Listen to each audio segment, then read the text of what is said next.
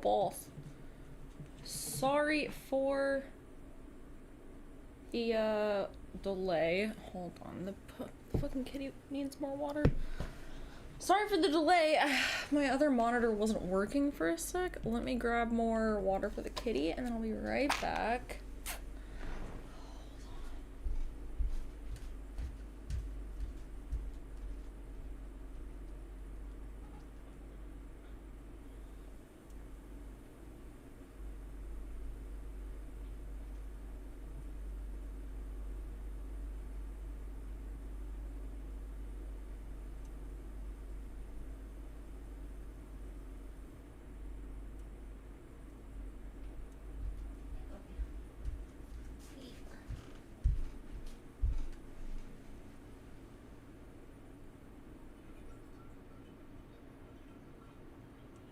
So this is what happens when you drink all of the kitty's water.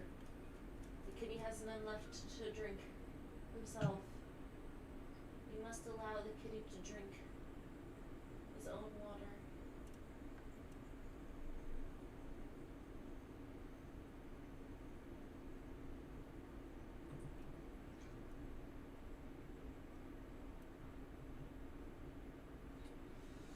Woo! Full. Okay, anyway. Anyway, hi. How's it going? Oh. How is everyone's Friday? Sorry there's not much content this week. It's because I'm doing fucking taxes. And taxes take a while when you're self-employed, so. Woo. Yeah. No, I have not dyed my hair. I washed it. But yeah, no, that's all I did. I was thinking we could draw today while we hang out, because I can't really think of another thing for us to do. So I was thinking that we could just work both. Haha. Also, I'm making myself a budget, so I'm going through the last like 3 years worth of expenses and itemizing them and working out like an actual budget so I can like actually try and like save money so I can like buy a house at some point eventually, whenever the housing market stops being insane.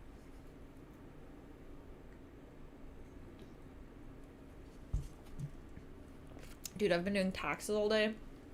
I don't want to do anything else that requires a brain effort, okay? Too much brain effort has already been extracted for today. I'm dying. Let me get my thing set up. Also, we can listen to, what should we listen to? Or talk about, or... Dude, that's the one thing on YouTube that sucks, is I wish I could listen to music. That's like the only thing on here that I'm like, fuck. True, we do need to play some more Omori and just games in general. I should be getting that set back up soon. Don't ask me to play any Switch games anytime soon, because that still needs to get set back up. True, book reviews. Book reviews are great. But yeah. It's been, oof.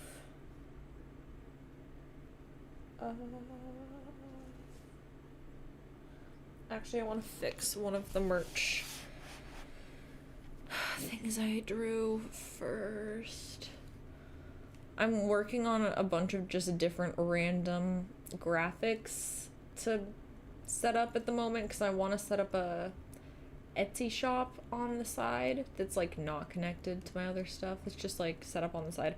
I might set one up that's like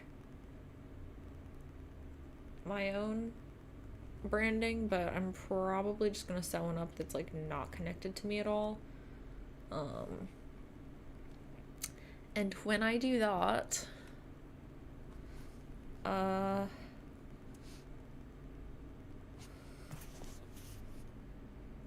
That way I have a bunch of things to have up on it.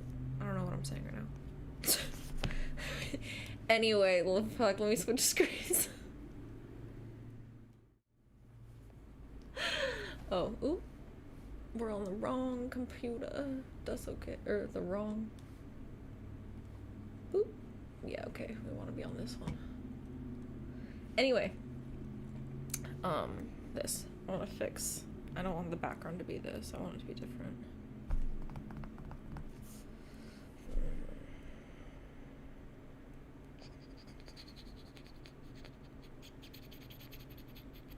I made it into a seamless pattern so I could do stuff with it. But yeah. Oh, also I've been filming vlogs. I had to take a day or two off because taxes. But I've been filming vlogs of me decluttering my house as well as making the art and graphics for the Etsy shop. So I'm working on 2 little side vlogs. All right. So you're welcome. They'll be up on YouTube at some point. You like the Ren Fair one? Thank you. Oh yeah, we do need to hide the spank bank. You saw nothing. Nothing. It was not there.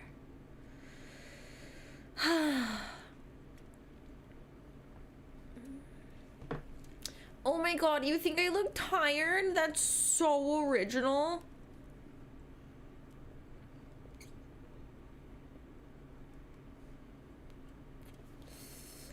Anyway, what should we listen to?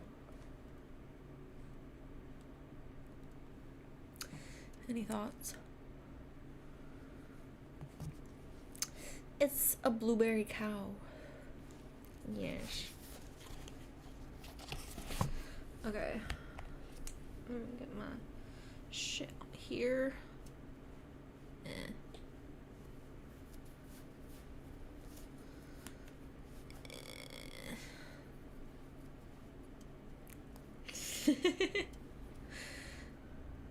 That is where blueberry milk comes from, which is a thing that should exist anyway. Alright, let's see.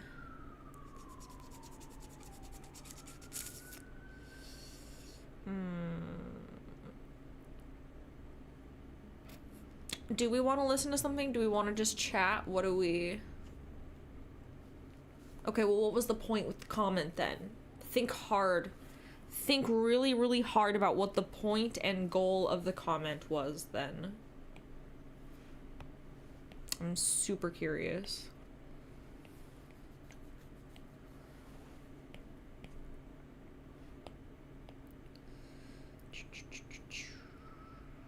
I'm trying to decide.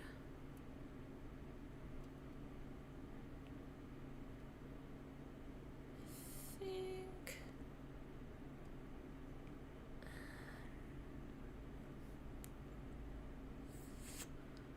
Like, what color do I want the background to be? I feel like that's gonna be too much the same color. Maybe this? No. Darker? No. No. Lighter? Maybe? I guess then the color could be darker. Let's try that. Oops.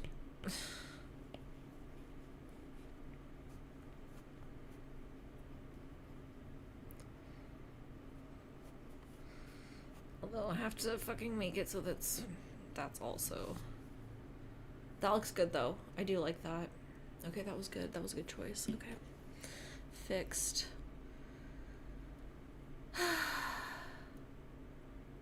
No, okay, what part of I can't play music on YouTube are you not getting? Because if I'm gonna play anything, I have to basically... YouTube is annoying as fuck how it works. It's annoying as fuck to do music in live streams, so the best choice is to just not do it at all. Alright, the only music I can use is from, like...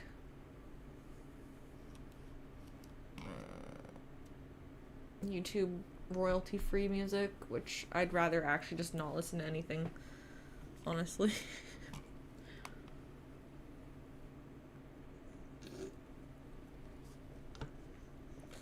Yeah, it's not blueberry flavored, unfortunately.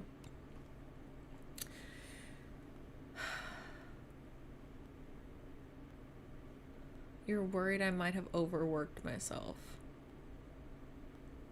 Then just say that.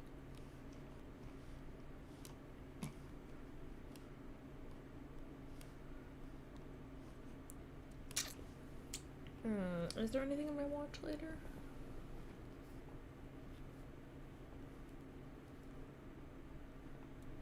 But yeah, oh, before I get hyper-focused, so I think I like where this is going, so I'll just back out. Anyway, other things that I've been, look at merch.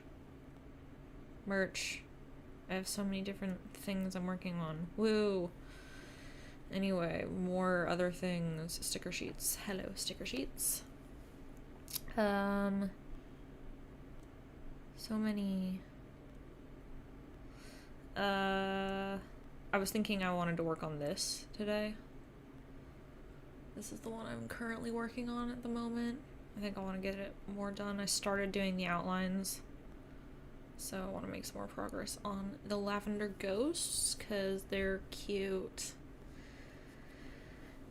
And I'm trying to basically do like, hold on, let me go back to my brainstorming. Okay, so yes, this is my different Etsy account ideas that'll be, again, completely unattached from my normal shit. So it's like its own fucking thing that's off in the ether. Anyway, here's my different things. Currently, I'm working on this first... Wow, that's not the brush I wanted. I'm working on this first one right there. Okay, so stuff for content creation and artists. Alright? So, I'm working on doing a theme and doing like a pack where it can get everything of the different type of item in the same theme, or you can get it separately, but that way there can be different theme packs that can be bundled, etc. Anyway, so fonts, easy, honestly, super easy. I'll show you how to make fonts. Okay, it's just time consuming. Anyway, wallpaper packs, yes. Sub badges, obviously. Stream layouts, yes. Vlogging GIF packs, just like video overlays, basically. I found that making them into GIFs is honestly the best, because fuck when it's in MOV and then you have to like color key it out and then it's like sometimes kind of shitty looking. None of that. Transparent background GIFs, way easier, but I'm gonna make it in both formats because you can easily just do that. So obviously I'm just gonna do that. Anyway, so stuff for vlogging. I don't know if that one's gonna be one of the themed things, but I might as well, right? Maybe, we'll see. I don't know. It is super time consuming, so that would actually be the reason why I wouldn't do that. So yeah, it's also super easy, but time consuming as shit to make. Content creation book, which is basically just like a journal that has like different tips and stuff throughout it, and is also like set up for like content creation and like planning that kind of stuff and scheduling that kind of stuff. So it's like a normal planner, but like got more content creation specific stuff. And then Procreate brushes and stamps, which is always super easy to do. So yeah, all of these things I can just randomly make in my spare time whenever I'm like in a slump of normal stuff. Sort of. It's sort of.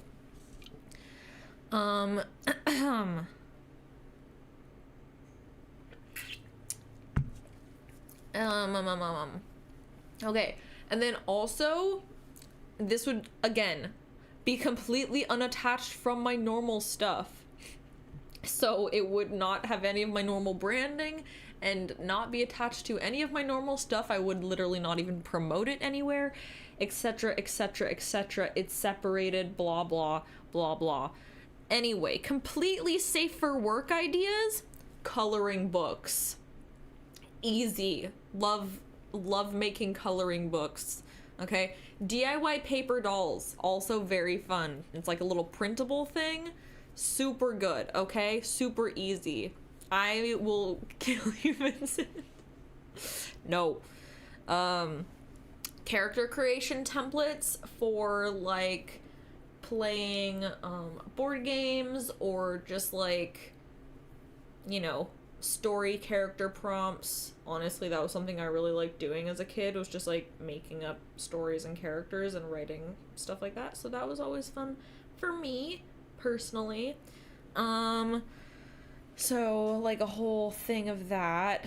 Board game templates, like so printable board game type things, and like drawing how-to books, so similar to the coloring books, but yeah.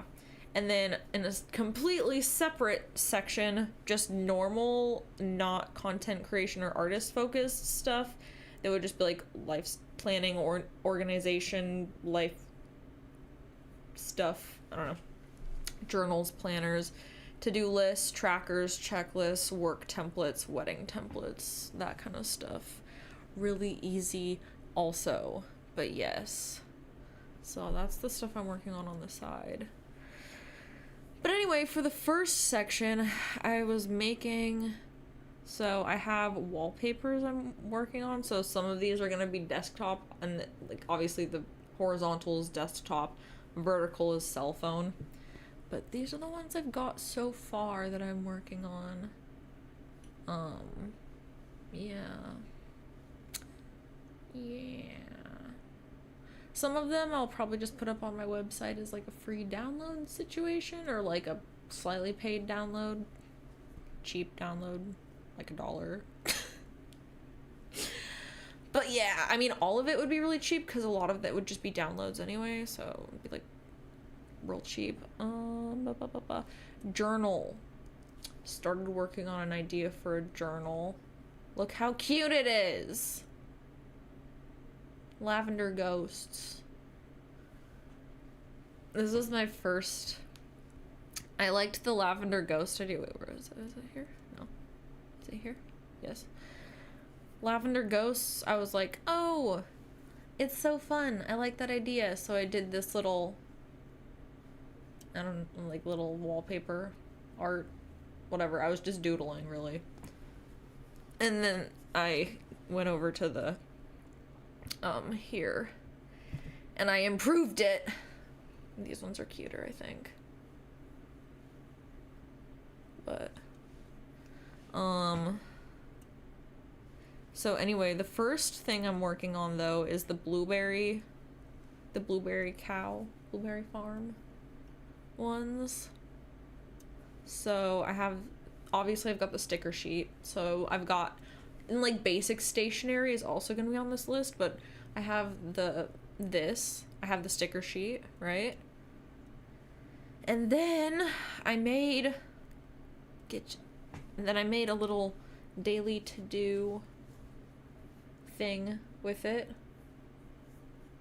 I'm going to probably make some more like memo pad printout whatever with them.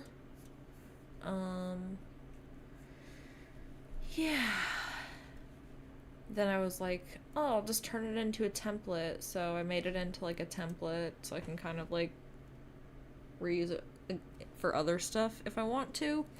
Although I kind of merged some stuff together too much, so that's oof. Oh, right here. So this is the other thing. Here, I'll just show you my vlog one. Okay, so for example, this I put at the very intro of my vlog. It's super easy to make these. Like, what should I make? I'll just I have a template already, but it's just a normal 1080p format, basically. I think I set the DPI to 600 though, just to make it a little bit better. Anyway, so then what you want to do is go to Canvas and turn on Animation Assist.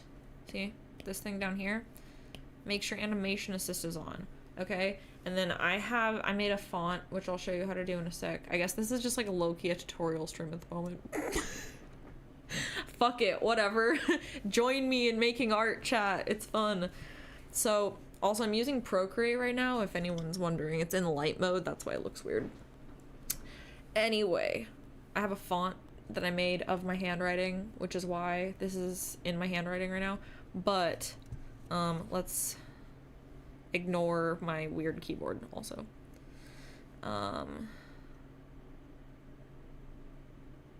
Wait, did I? Okay, I did move it. Hi, chat. We don't need the brackets for this. Okay. Woo! Hi, chat. Let's see. Is this the same size? You bitch. Okay. I'm gonna resaturize that so I can draw on the same layer. The brush needs to be smaller. Okay. Trying to just make it like the same size as this. No. Okay, is this better? Yeah, that's about the same size. Okay.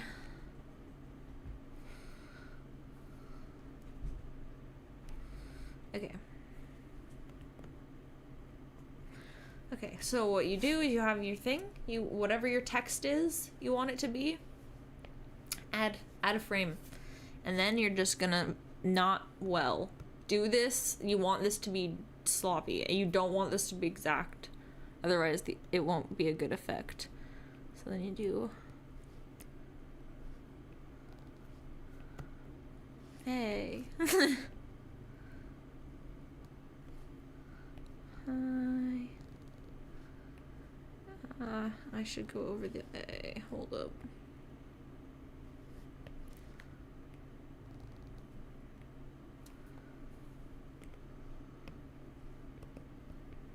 Okay. And then you're gonna just do that 4 more times. Woo! Or 3 more times. You want 5 layers.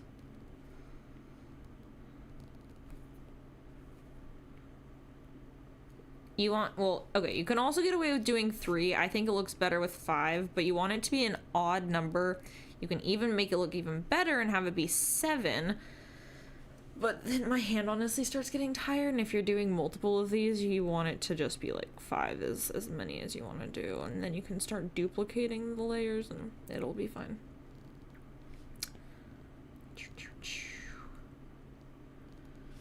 And chat.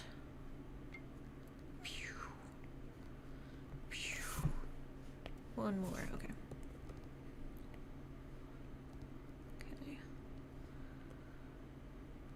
Okay. Oh god, my hand switched.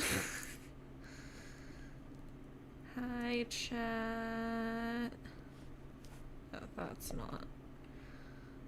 Like, you want it to be sloppy, but not so sloppy it's like completely off. Okay. And there we go. Hi, chat. And then it does this. Woo. Alright, and then if you want, I've taught you this before, but we'll just do a little quick demonstration here. We'll just do a little circle, circle.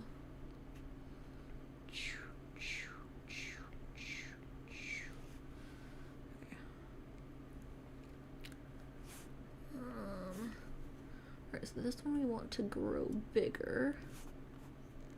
So we're just gonna make a bigger circle. This one we want to disappear, so we're not gonna draw it. And this one we want to be smaller.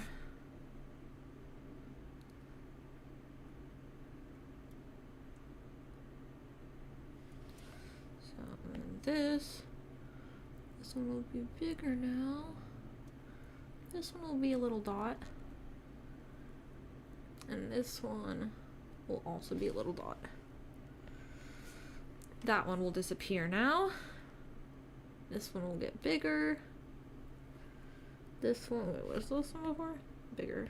Right. Okay, then this one will turn into these. Yes. And then disappear. Okay. And then do, and then bigger. And then, okay, and then you. Get you. Eh. Doot, doot, doot, doot.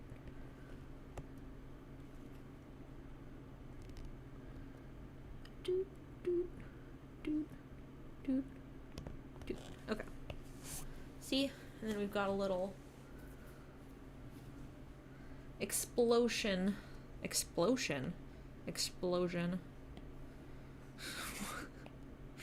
God damn it. Okay.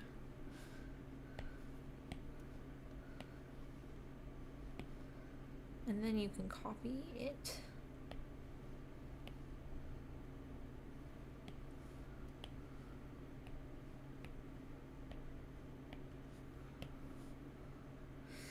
Actually, wait, hold on.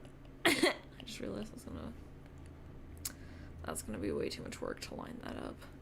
Never mind. Don't want to do that. We're just gonna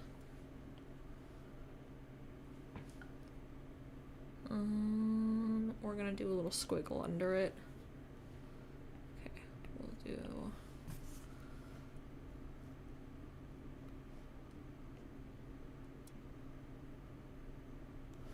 a little heart.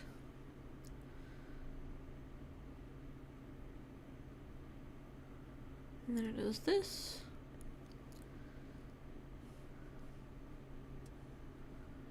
And then it does this.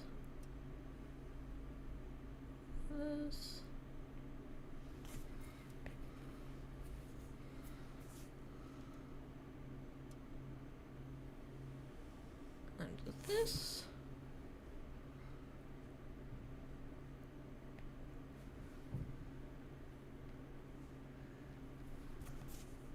And then I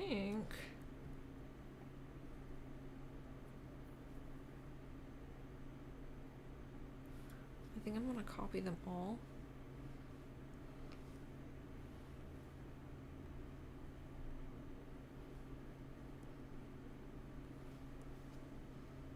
Wait.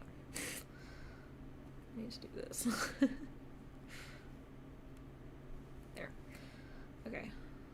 Watch.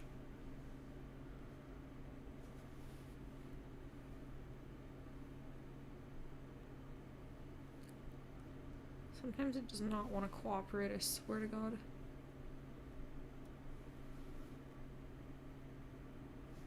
Okay. Anyway, now we have it doubled. So where was I? Here.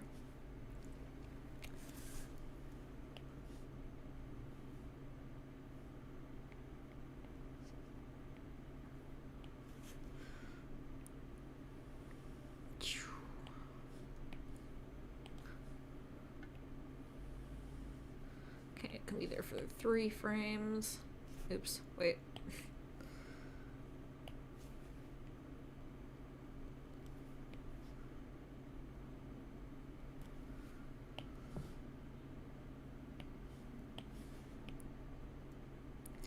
Just gotta make sure I gotta erase everything else.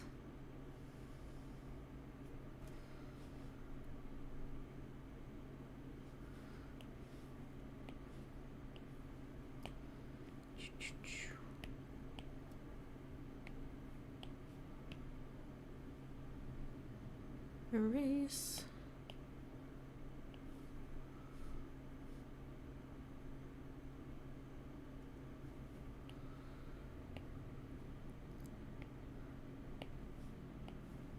And erase. And shoot.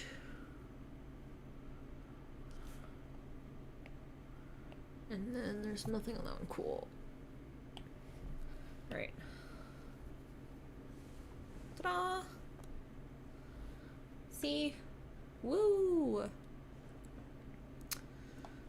No, I went to college for art and graphic design.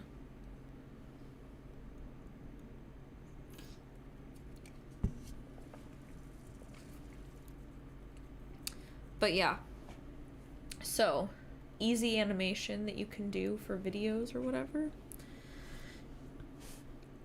And then I'm not actually going to export this, but what you do is when you want to export it, you're going to select the animated GIF and choose these selections. You want it to be 6 frames per second, and you want to be slow. Definitely keep the transparent background and keep it max resolution, alright? And then let me show you how easy it is. Let me export it and put it on the screen really fast.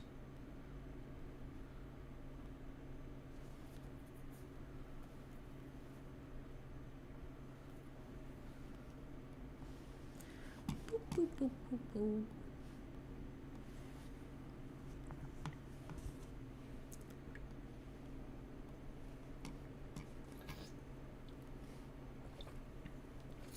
See? Oh my god, come here. Woo!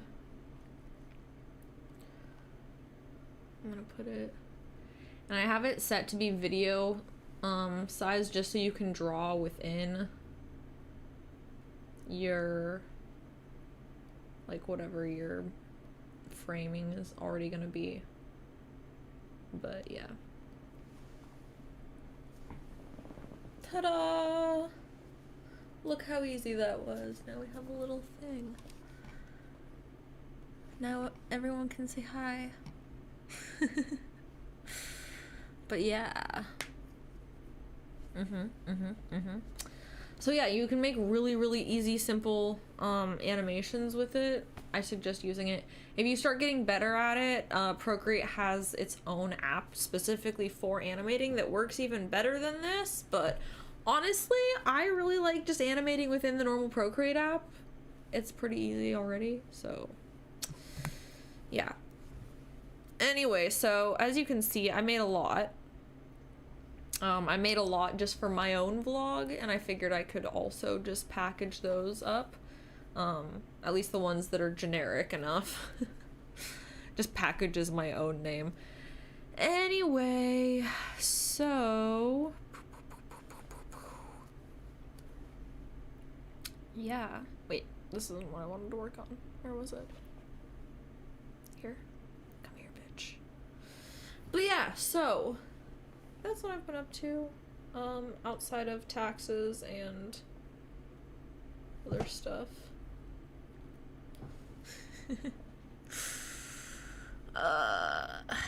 This is true. Oh, right, that was the other thing I wanted to show you guys. Oh, come here. Here. This is how I make fonts. I use Font Self. Hold on, let me.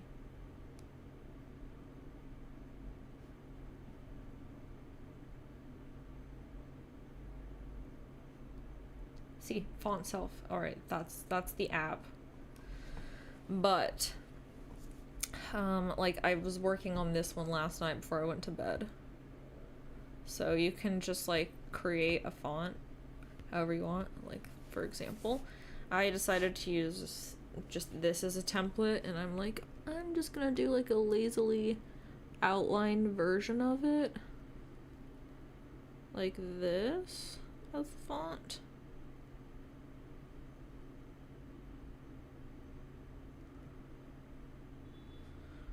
And like it's super easy. You can make a bunch of different fonts. It's just a little bit tedious.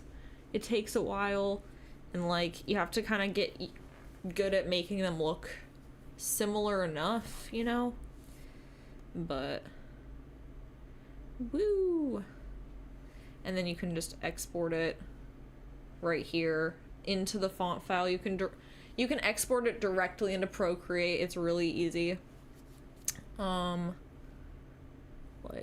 so I have that one. I have all these other ones that I'm working on. Here's my cow one so far. Well, not so far, it's done. The cow one. And then I just have the outline of it. And then I have the filled version of it as well. So, I know, it's because it uses every letter. That's why they do it.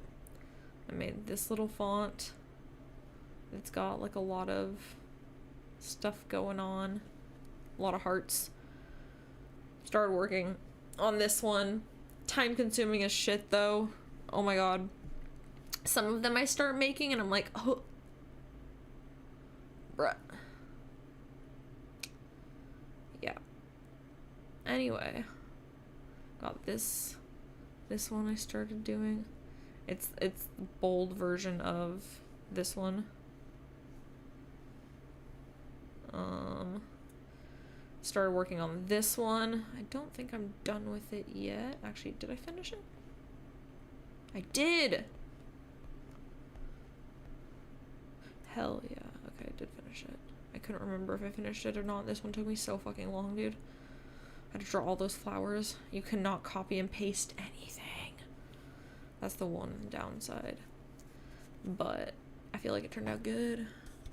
It's very tedious. It's very tedious, but it pays off. I think it looks good. Here's another one.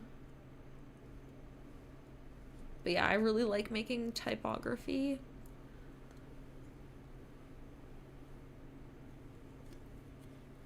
That was one of my favorite classes in school. I did one of my, this is my chicken scratch. Like, this was me just like really, really shittily as fast as possible writing everything down. It looks kind of like graffiti lettering or something almost. This was the font I was using. This is like my normal handwriting but just simplified slightly. This is my normal handwriting.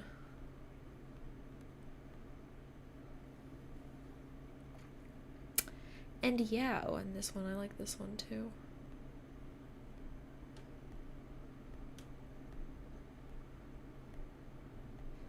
And as you can see, like you can add, here, I'll just make a new one. I'll show you how to set it up to make, like, this is probably the best setup for making a good font, I think, personally. I choose the hand-drawn first, the template.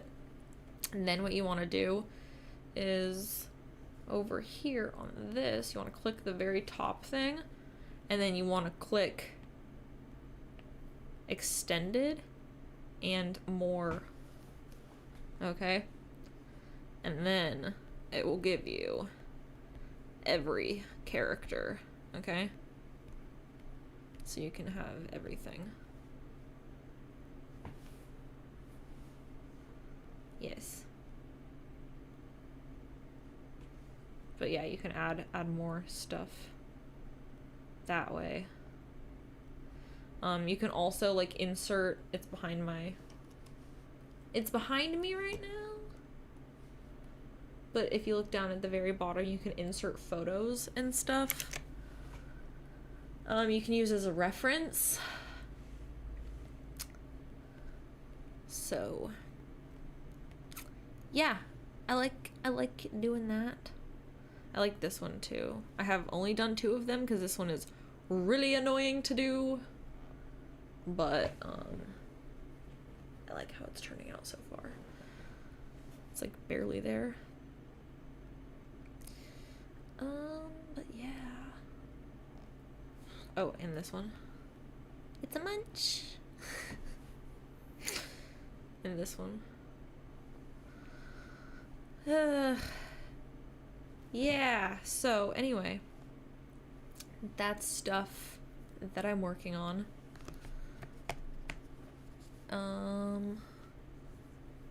Yeah.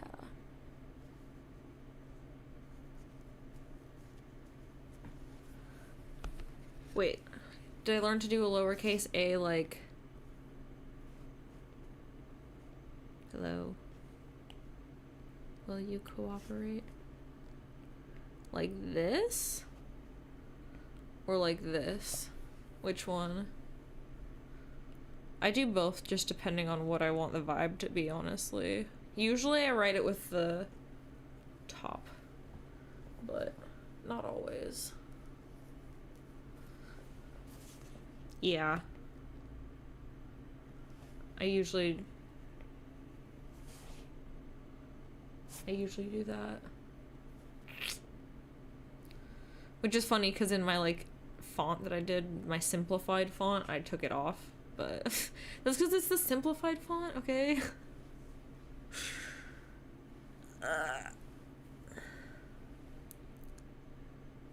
Yeah, you can import it into anything. It's very nice. It's very nice.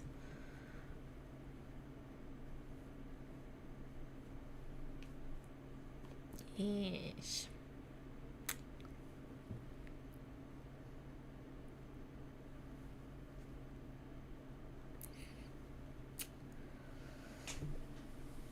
College. I went to college for it. I'm not gonna tell you which school.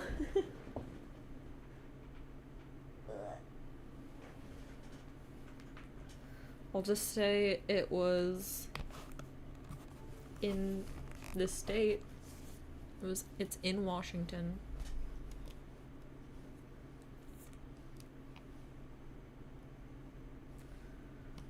You're good. Alright. Let me find something for us to listen to.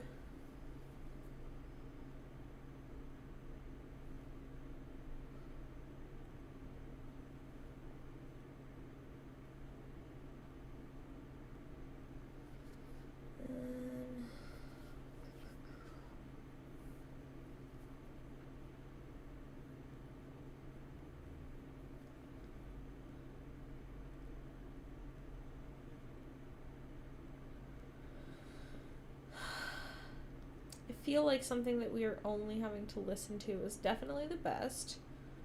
So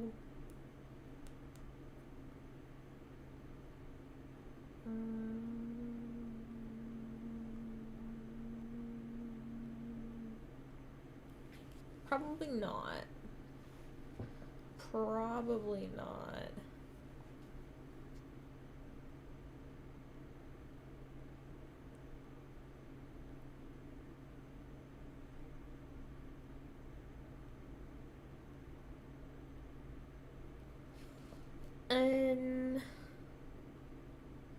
Alright, so I'm seeing some Am I the Assholes as an option.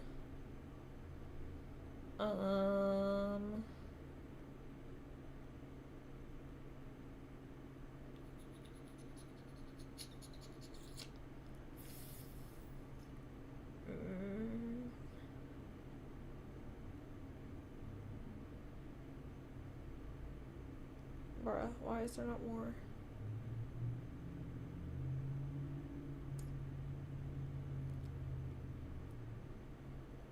Queen, have you posted? There is a Queen video. We could watch the Queen.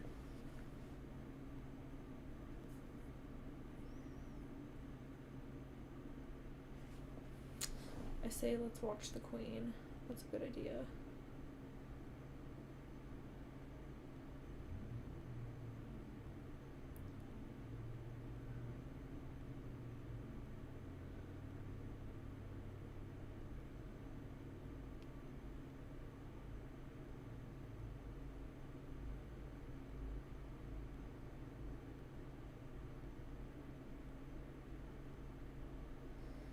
Okay, she's posted a few recently. 3 to choose from, chat. Oh, lol.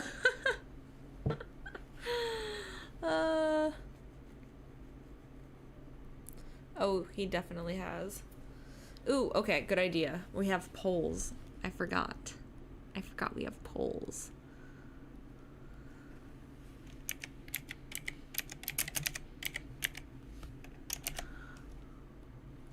Okay, first one is Joker killer ran over girl to turn her into spaghetti.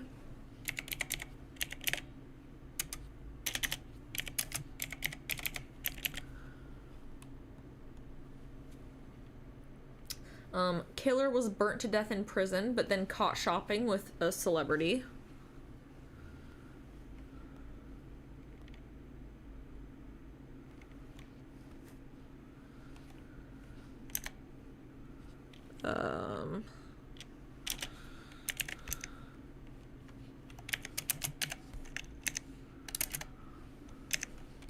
I'll write that one down as Dead Man Alive.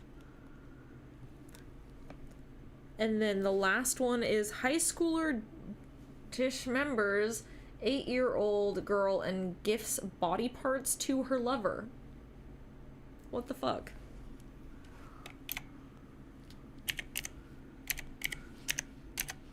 Okay.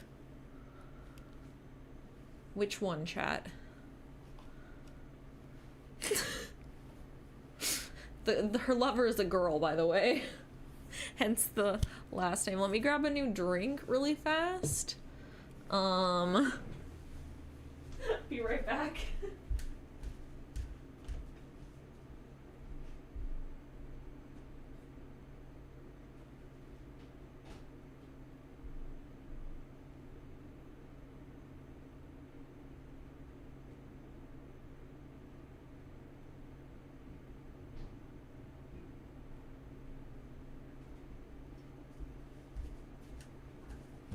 Kitty, kitty.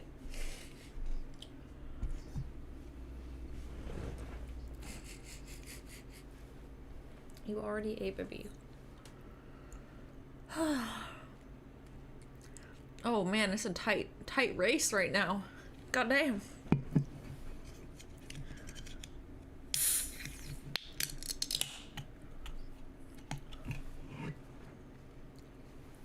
Oh baby. Drinking his water. He's happy kitten. Look at his tail.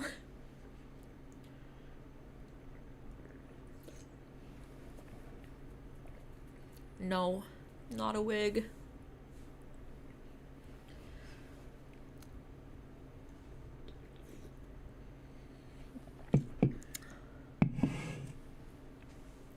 All right, the lesbians are winning.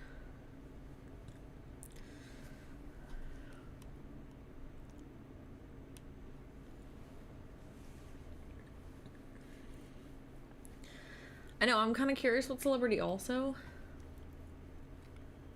Oh shit. Oh shit, we got a second place tie.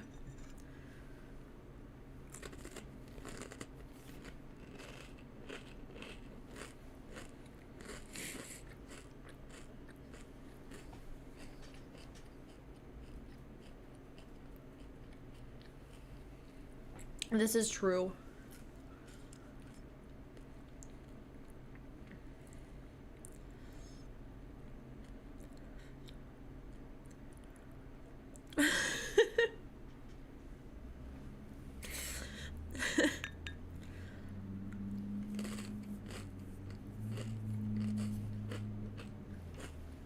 Is which video gonna be out on YouTube? This? Like the stream? It'll get re-uploaded.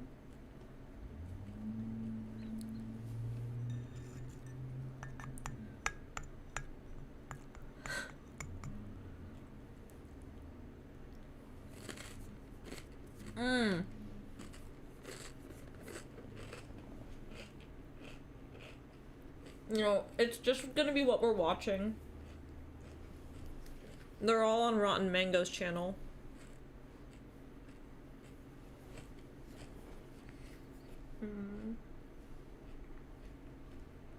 I will link you, don't worry.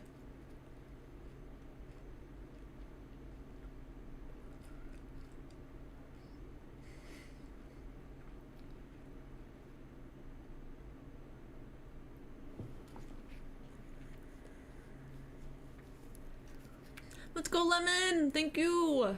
Alright, I'm gonna end it. That will be the order in which we watch the videos. How about? If we get to all three. I don't know if we'll get to all three. We'll probably only get to 2 of them. Alright. Lesbians first.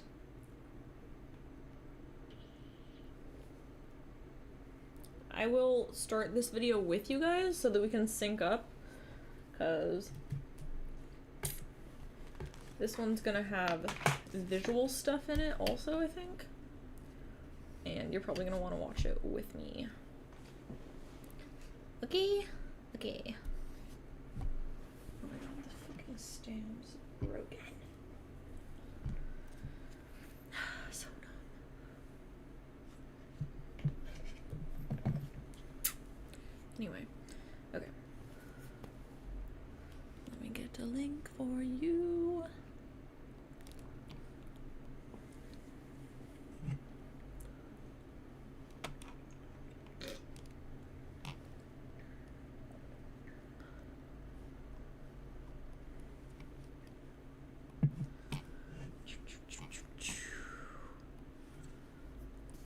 I did change the room.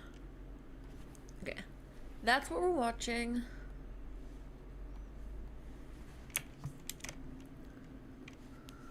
It's in the fucking, what's it called? Description. God damn it. Alright, everyone pull it up. I will get the timestamp out.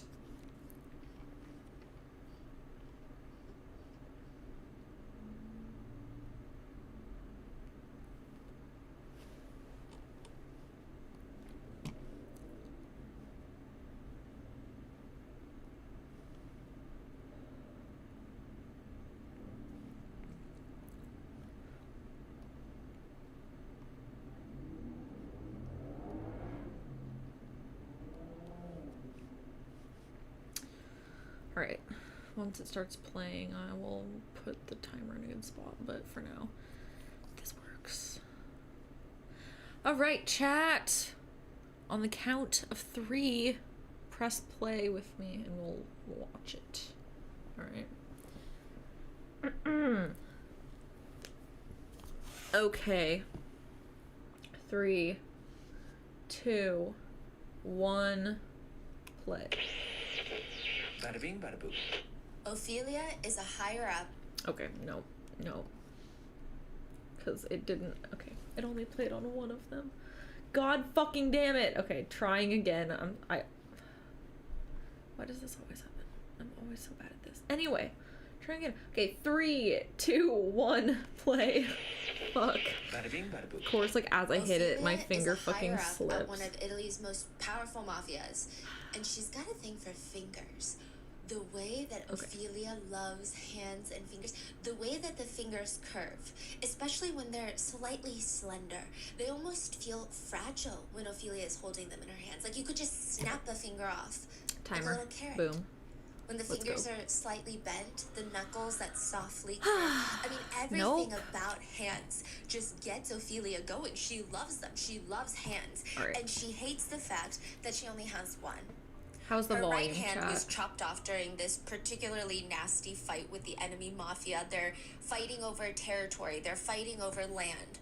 Which is why Ophelia is now sitting here always sipping happens. a cocktail in the middle of this very busy bar in South Korea. Yeah.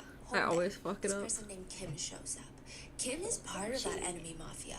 And the two of them, I mean, I don't know how I would describe them other than enemies that are still enemies but are sometimes sadistically, romantically involved with each other. Nice. Okay, cool. They hate each other. They're destined to despise each other. They're from opposing mafias. But right now, Kim is sitting next to Ophelia and pushes a bag closer to her.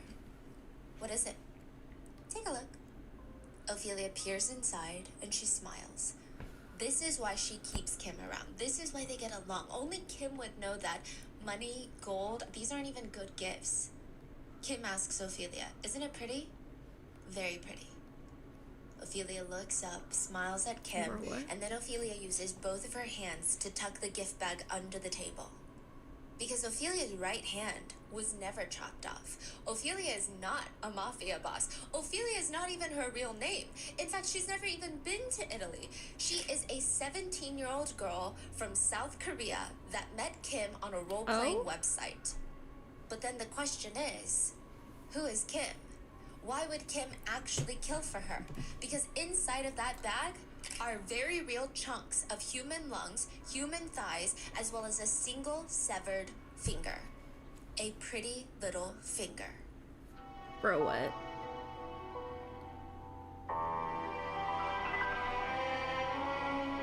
Bro, what? What the fuck?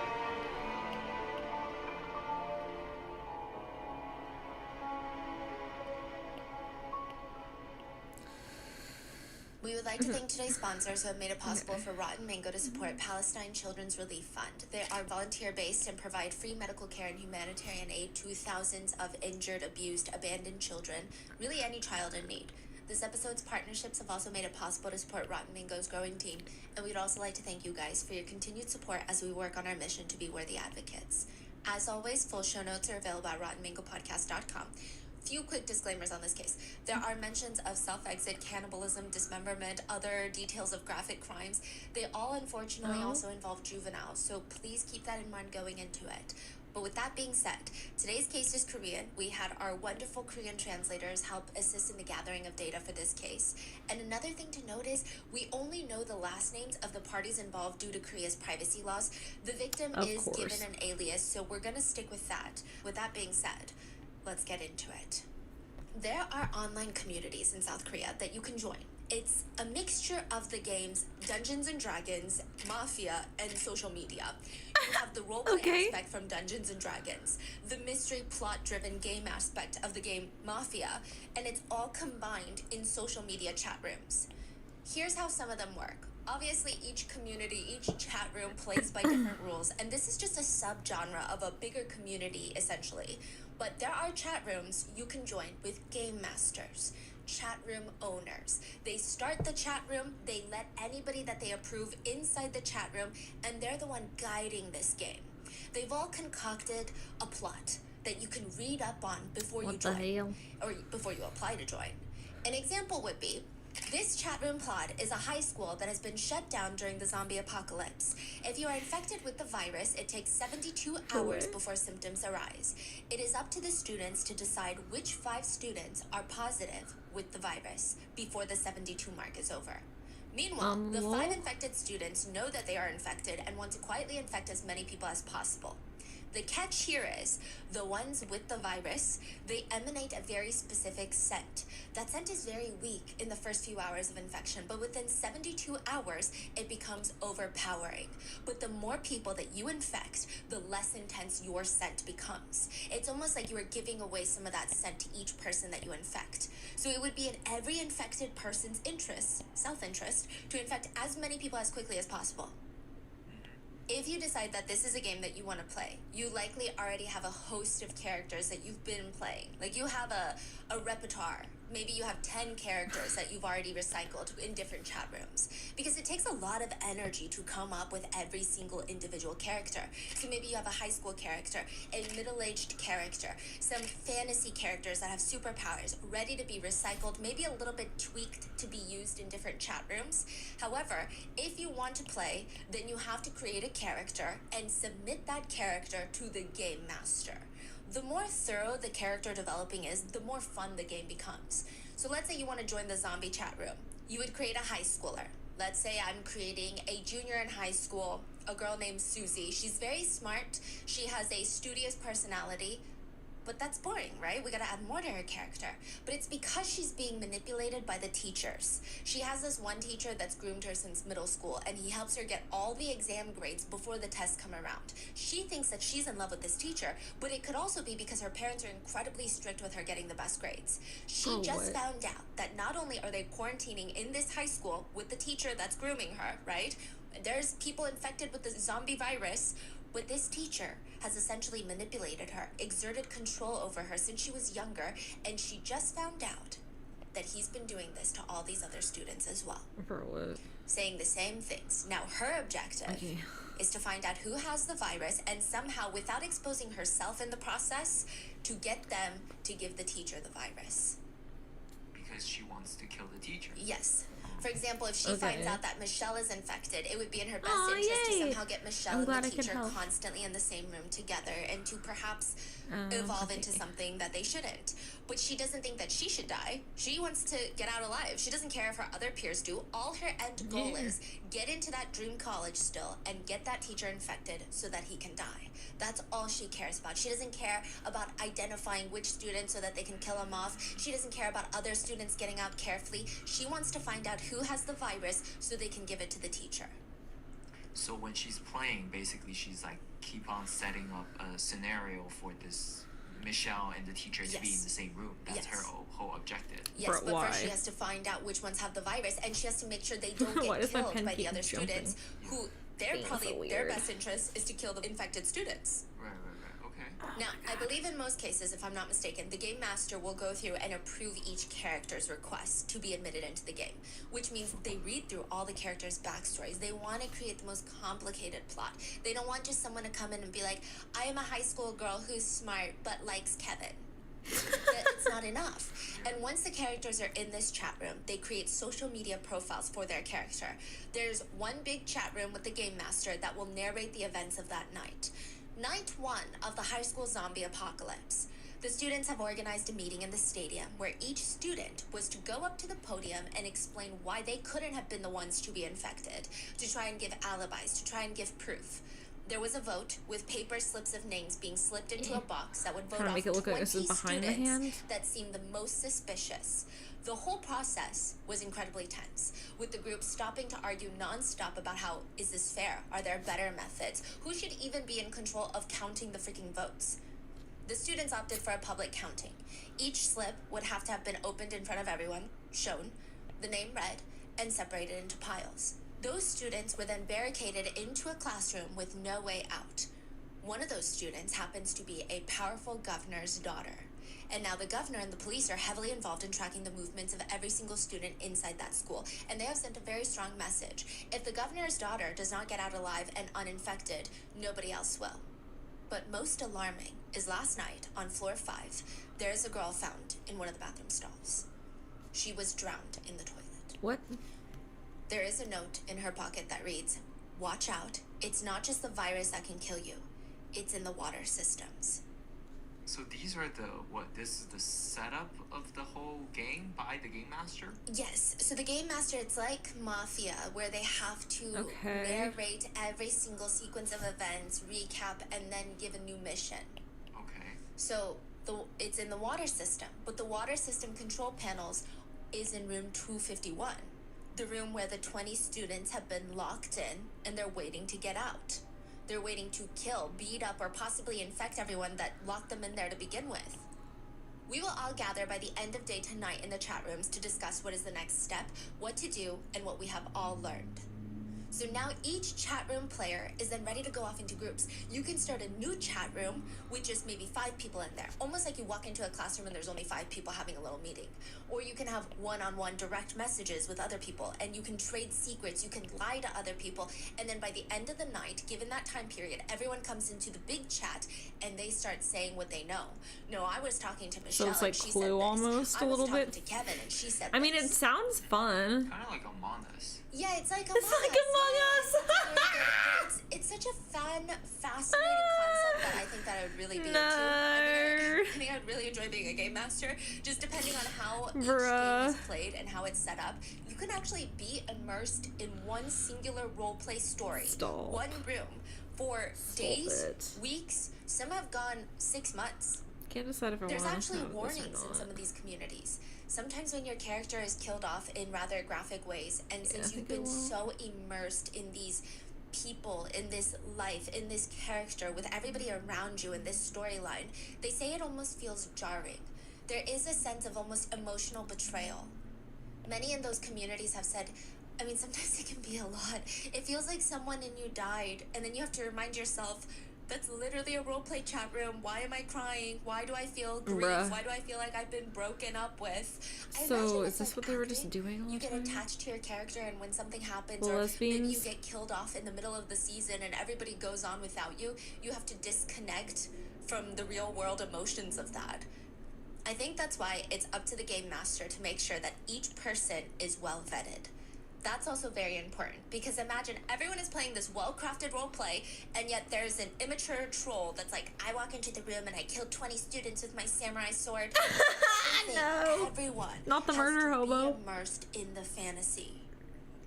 Interestingly enough, I believe some of the Dude, bigger so webtoon sad about authors Susan. and game illustrators, I feel so they've bad for all, her at least family. to some degree, have been in role-playing communities Ugh. online.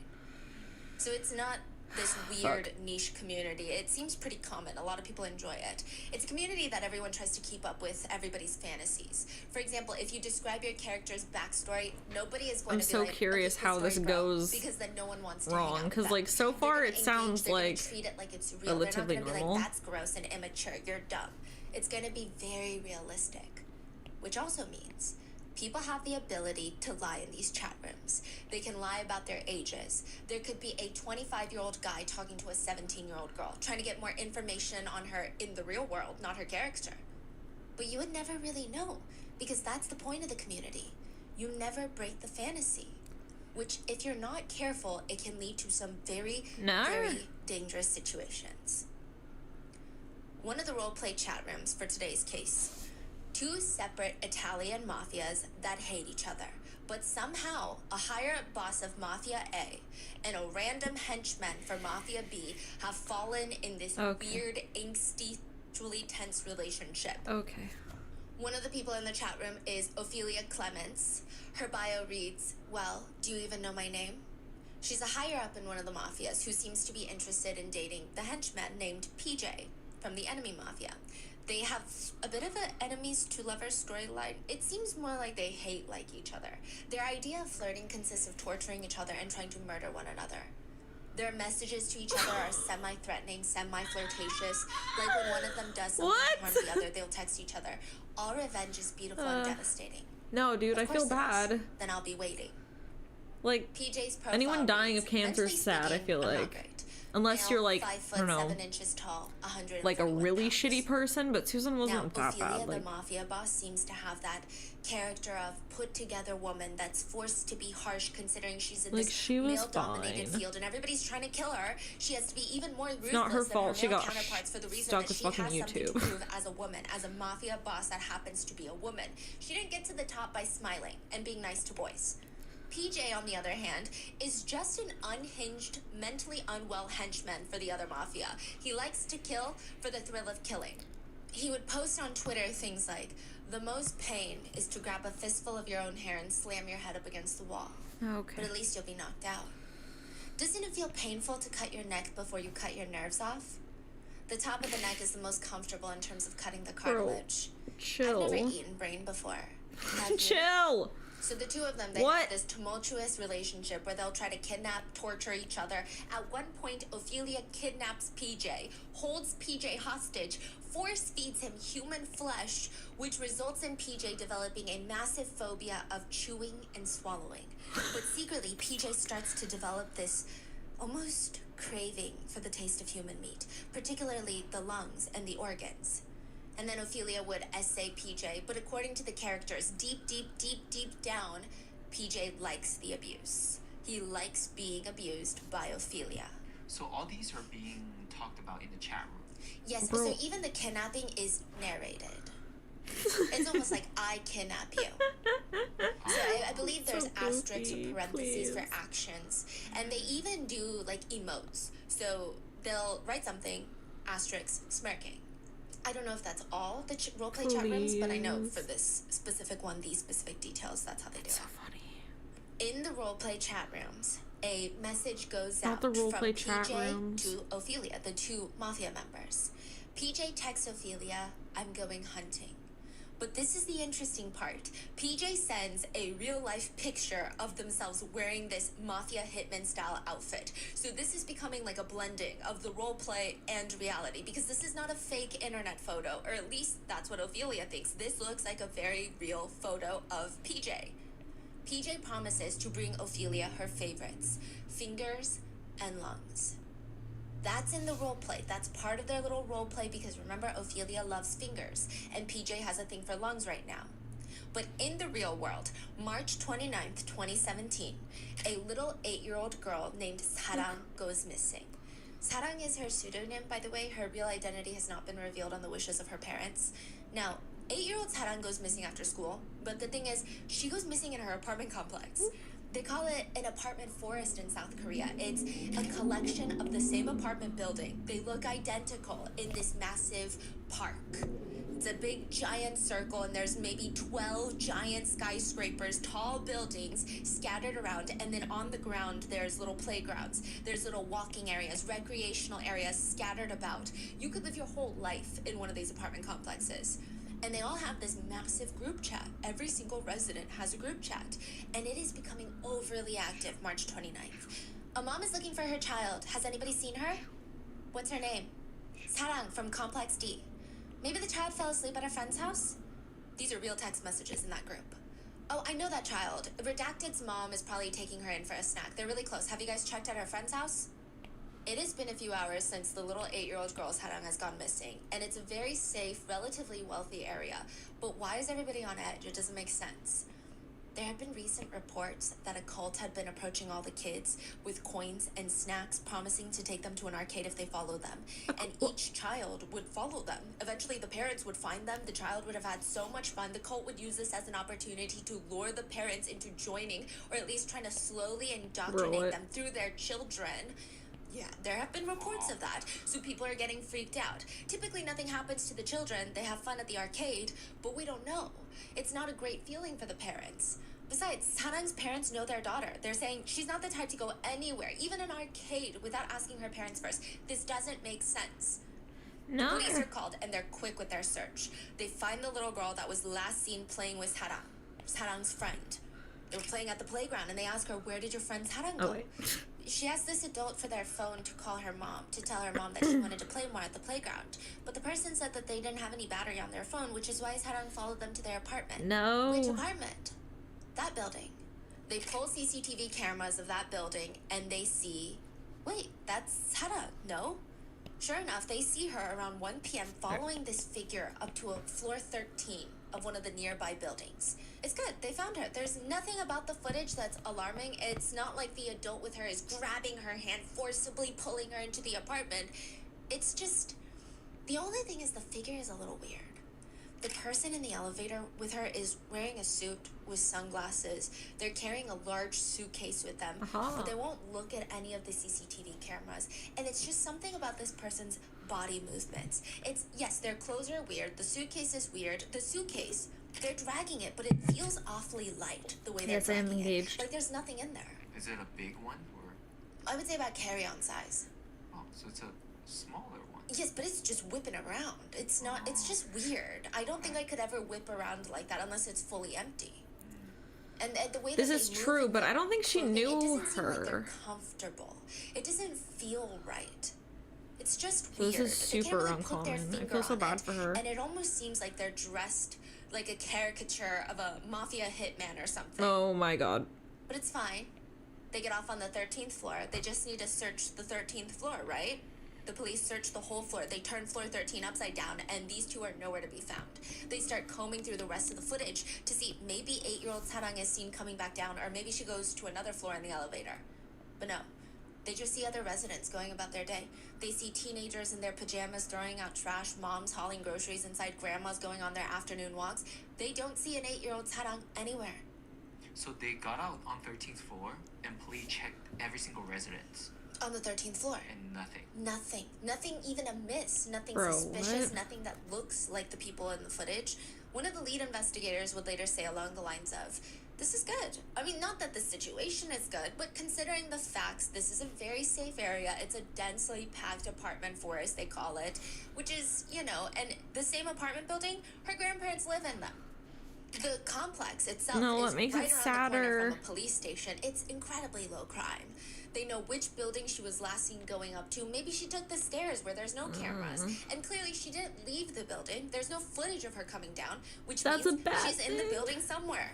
In some of these 15 floors. They just have to find her. Because how else does an 8-year-old leave the building without the police knowing? That same day, March 29th, 2017, Katie, this is a fake name, because she wishes to be anonymous, but she does tell authorities and reporters what happened March 29th. Katie says she got a text message from one of her distant friends, I guess you could call them. Come to my dinner party. I'm slicing up some meat right now. It'll be fun. Tonight.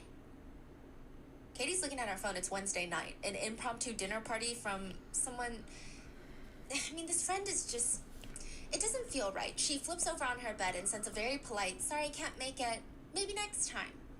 She just thought, what a weird invite, what a weird person, whatever. She throws her phone on her nightstand, falls asleep, but within a few hours, Katie says, she jerks awake. She hears someone punching in the numbers to her door code.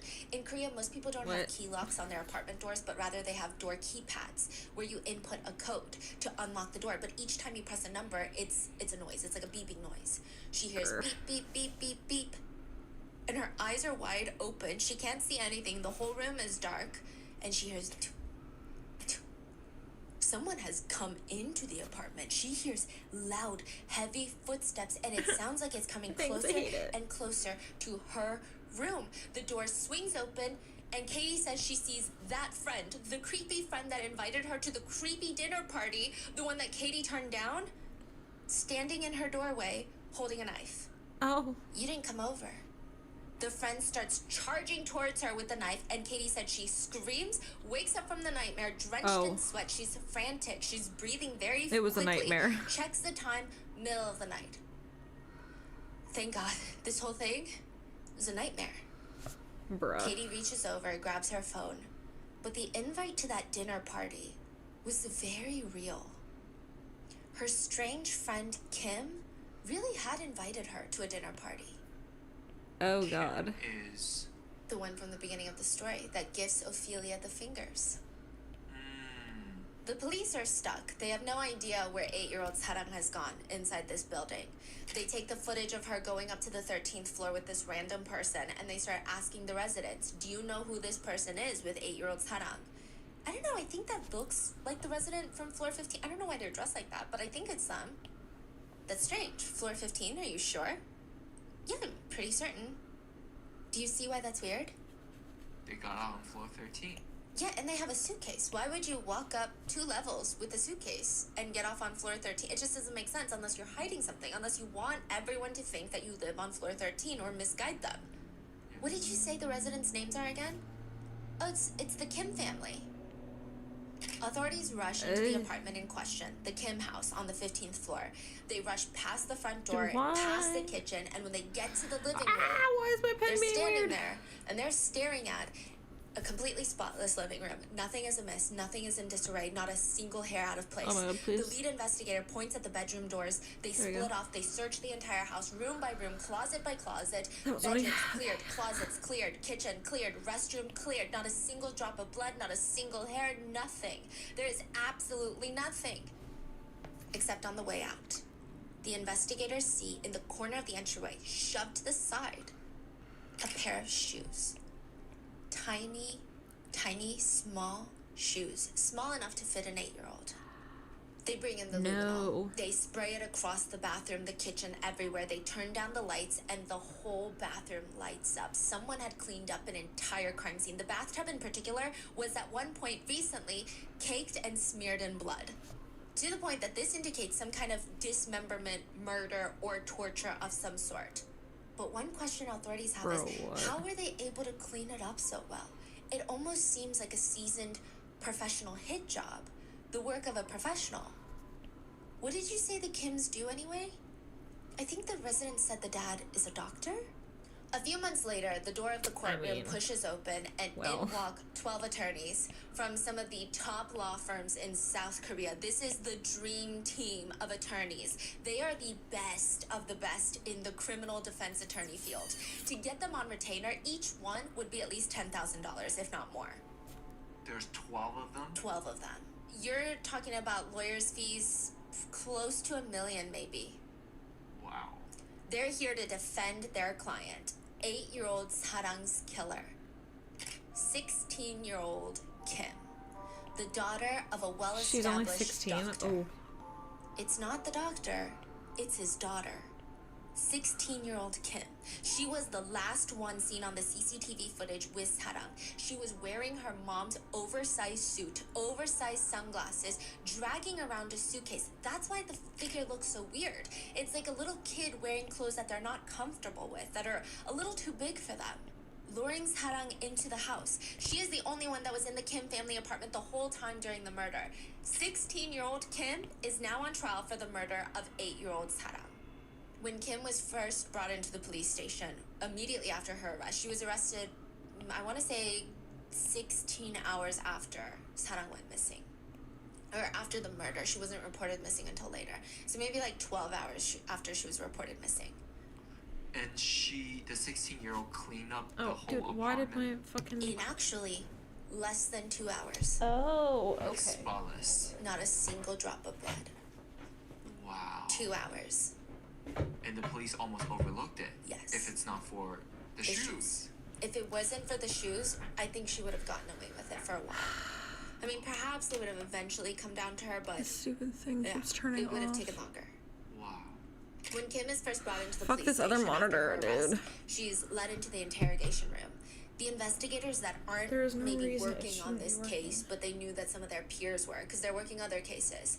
They're looking at her, and they're asking their peers, is that another witness you got coming in? Just from the way she carried herself, her look, nobody assumed Whatever, that they I caught don't the need it, killer. it's fine. She looked more like a helpful Just neighbor makes that my might be able to provide a few screen more crowded statements, as a few more fuck. insights to the prosecutors. Not a full-blown killer who dismembered an 8-year-old. One of the officers even asked, the one that killed and dismembered a child is a child? A child killed a child? The interrogators bring her into the room, and up close, she actually looks even younger than her age. She almost has this plush cheeks, Hello? innocent, childlike, naive Work, appearance. you She bitch. looks like a fresh-faced, maybe 13-year-old. But it's chilling. The investigator working on the case said, her eyes, she would just follow you with her eyes, observing and staring so intently. Yeah, kids can He said it honestly was be very some of creepy. the She just worst. looks at them and she bluntly states, I don't remember. I think I had a dream. I don't know. My head just hurt so much and it felt like someone had hit me on the head. And then when I woke up, I just had a feeling that I had done something bad. But I don't remember. I really killed her? I thought it was a dream. I don't remember. You don't remember? The police are like, you don't remember anything? Let's jog your memory God damn then. it. 10:50 a.m. She goes out hunting with her new disguise on, trying very clearly to make herself appear like she does not live at this apartment complex. Because why else is she lugging around a suitcase? It's not like there's a kill kit in there. There's God damn nothing it. in Okay, there. fine. It seems like she's trying Whatever, I to give up. misguide people into thinking that she's a visitor rather than a resident. And then she gets off on the 13th floor, this whole outfit, she's wearing sunglasses, she's trying to appear like an adult. You don't remember any of that? She doesn't remember how 8-year-old Sarang was playing with her friends on the playground but wanted to call her mom to ask her if she could stay out longer, but she doesn't have a phone. So she went to the only adult that was at the playground, and she specifically even went to a woman. Because a lot of kids are taught in South Korea, and probably perhaps everywhere, sad. you know, you don't really approach a male adult for help. You approach someone who looks like a mom, is typically the advice that's given to children. She approaches a female adult. Excuse me, miss, I need to call my mother. Can I borrow your phone? The woman in this oversized blazer, aka Kim, leans down, gets eye level with Harang and smiles. My phone battery is dead. Why don't we go back to my house and you can use my landline? Forensic data would later show that Kim's phone was indeed not dead and had a lot of battery. I'm 8-year-old shocked. Sarang did not know that. Sarang looked around, debating on what to do. Her friend said that there were no other adults readily available, otherwise she would have just been like, oh, it's okay, I'll just go to the next adult and ask for their cell phone. And she does have to call her mom before she stays longer, that's the rule they have. And her friend has seen her talking to this nice woman, even if she wasn't 8. I think most people would have been like, okay, I'm sure this is safe. Shoot, I forgot to She tells her friend she's gonna be right back, and she do goes with her. this. Kim again is not pressuring her, is not creeping her out. Her voice, her attire, the fact that she lives in the same apartment complex that Sanang's family also lives in, everything points to the idea that this is a safe thing to do. The two walk up to Kim's apartment with no incident. If you watch Totally CCTV forgot footage to of them do in the that. elevator, Kim is neither dragging Sarang, neither forcing her to follow. She's incredibly nonchalant. They even briefly share some small talk in the elevator. We don't know what they've said, but it seems very casual. Technically, it's like following a neighbor into their house to fetch something for your parents. That's the energy here. But now Kim is telling the investigators that she doesn't remember getting off with Sarang on the 13th floor. She doesn't remember walking up 2 flights of stairs to her own apartment Bro, on the what 15th a little floor bitch. for the sole purpose of trying to mislead whoever's watching the CCTV cameras. She doesn't remember then getting the little girl into the apartment where both of her parents are off at work, so she's completely alone with her, and then strangling her with a charging cord, like a phone charging cord.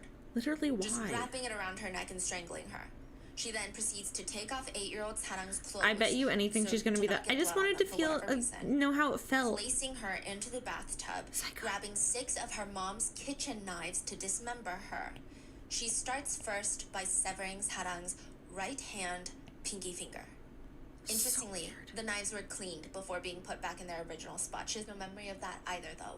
She also doesn't remember pouring bleach down her whole body to wipe off the blood after Sarang's dismemberment. She poured bleach on her own body to make sure she had the none of ghosts are the Sarang's blood on her. farmers. She showered in bleach. Again, I do want to mention that this Showered in took place bleach. over the Doesn't span of remember, roughly though. 2 hours. That's how long it took for Kim to lure Sarang into her house, strangle her, dismember her, then clean up every single drop of blood in that entire house, and then get rid of her remains in just 2 hours. And she doesn't remember anything? Because right after the murder, that same day, when the whole neighborhood is looking for Sarang, she even posts on her social media, question mark, question mark, question mark? What? Question mark? The child apparently disappeared in my neighborhood. Because at this point, it wasn't just the apartment complex looking for this little girl. It seemed like it was the whole town. Dude, what the fuck? A few hours later, right before the arrest, she tweets, "I'm gonna be away for a while, ... You don't remember any of that? Girl. When she's confronted with all of this information, Might as well have just posted that you did it. Shut her up and state it's not that she doesn't remember, it's the fact that she is not responsible for anything she has done or said because she has schizophrenia and DID. She is insane. Shut up. Oh, so parents are in the room with her? The parents decide that they're gonna have the lawyers plead insanity. Hold on, I think I did the wrong one. And the parents are very supportive of their daughter. I don't know if I want to say supportive, but they're very protective of their daughter. They're not good people, the parents. Yeah, they're not good people, and now they're staunchly arguing my child is innocent by reason of insanity, not guilty by reason of insanity because she has schizophrenia and DID. Oh, the parents, so the parents are rich fuck doctors. the parents. Yes. The dad is, and they're the one that hired 12 lawyers for her. Yes, but there's going to be another defendant that also hires 12. Like, they all hire a bunch of attorneys. I'm talking, these attorneys aren't even just the best. They used to be judges. They used to be prosecutors. They know the system in and out. These people are experienced and they have connections.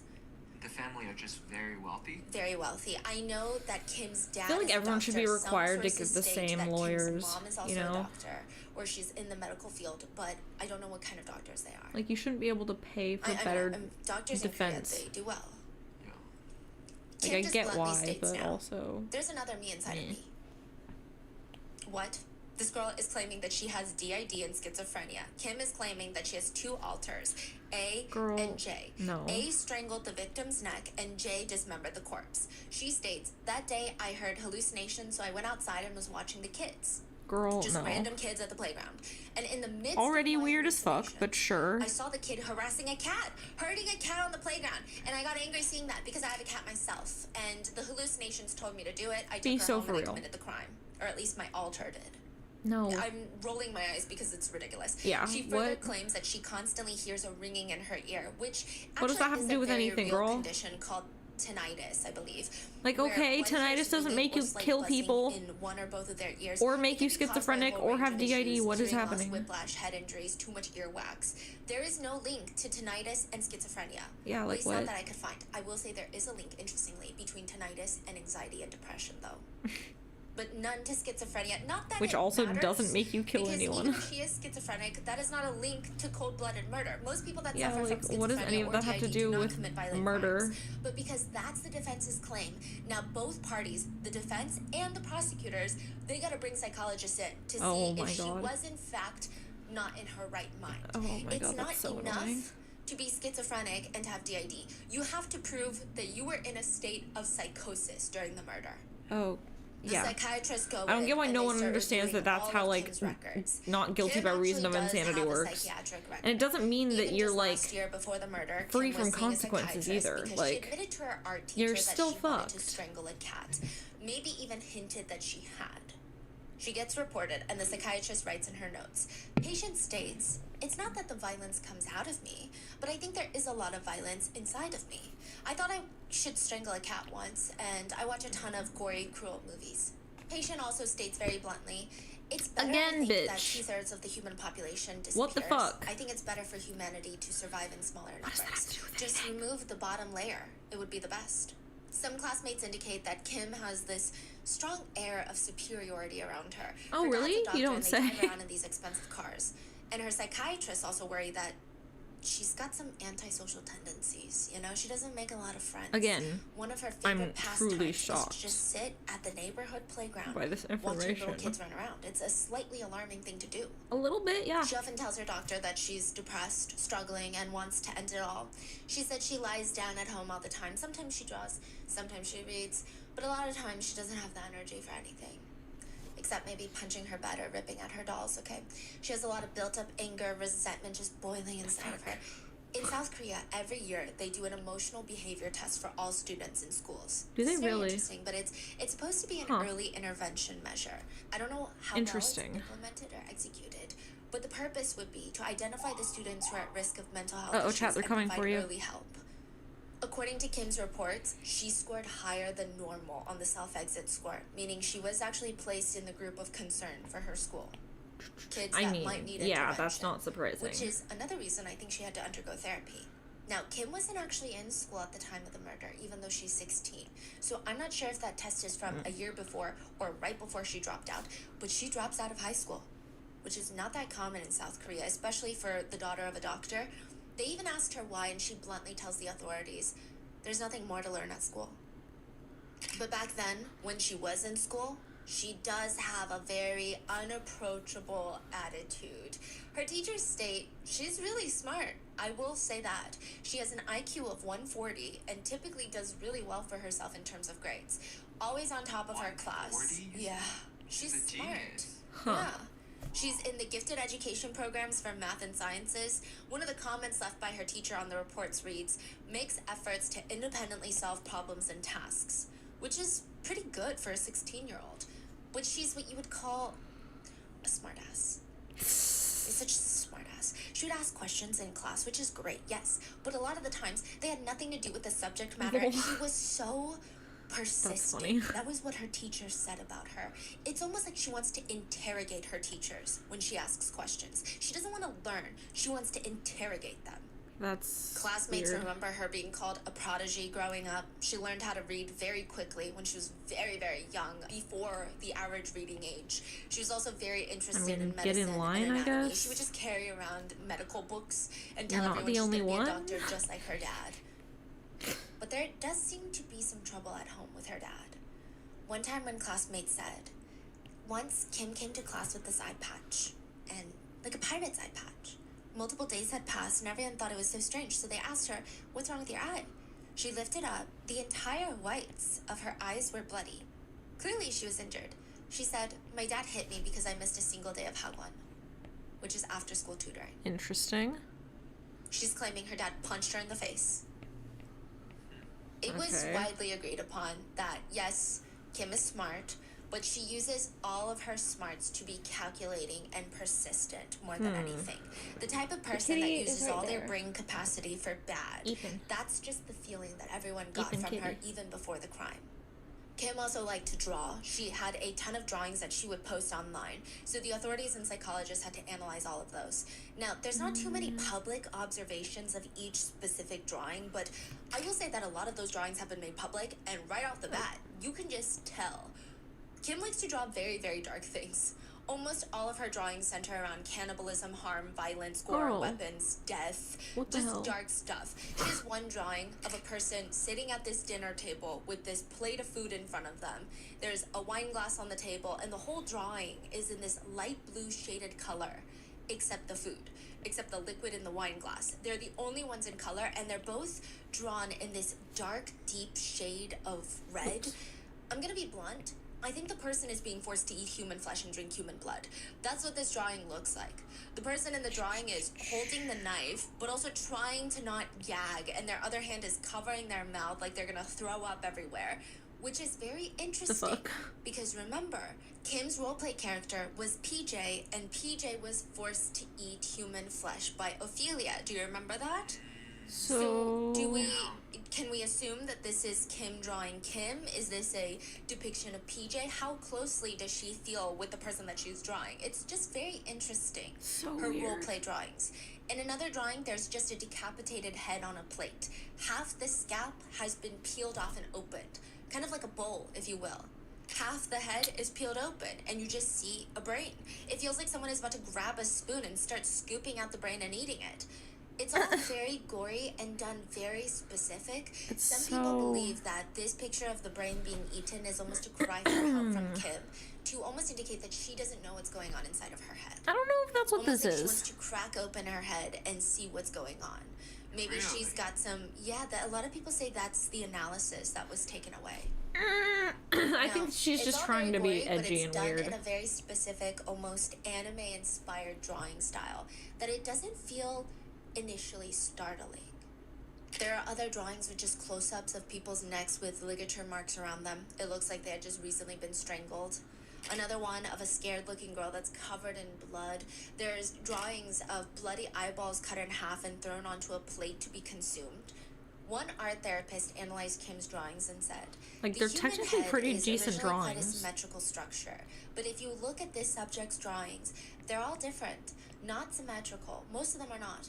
This can be seen as an unstable psychological state of the subject, or someone who's not in balance. It could also represent someone who has a very aggressive or threatening tendency. The drawing of the head is not symmetrical? There's always something going wrong with the head to make it asymmetrical.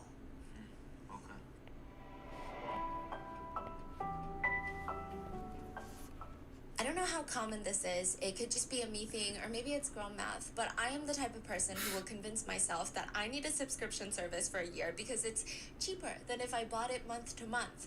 I'll buy that service for the year, and then I will use it maybe the first week of the month. Listen, just the streaming services alone, I can honestly tell you that I never get my money's worth because I don't want to redo the thing. We're listening to the ad. Someone else in the family has it, my husband has it, or this is my second time getting the subscription.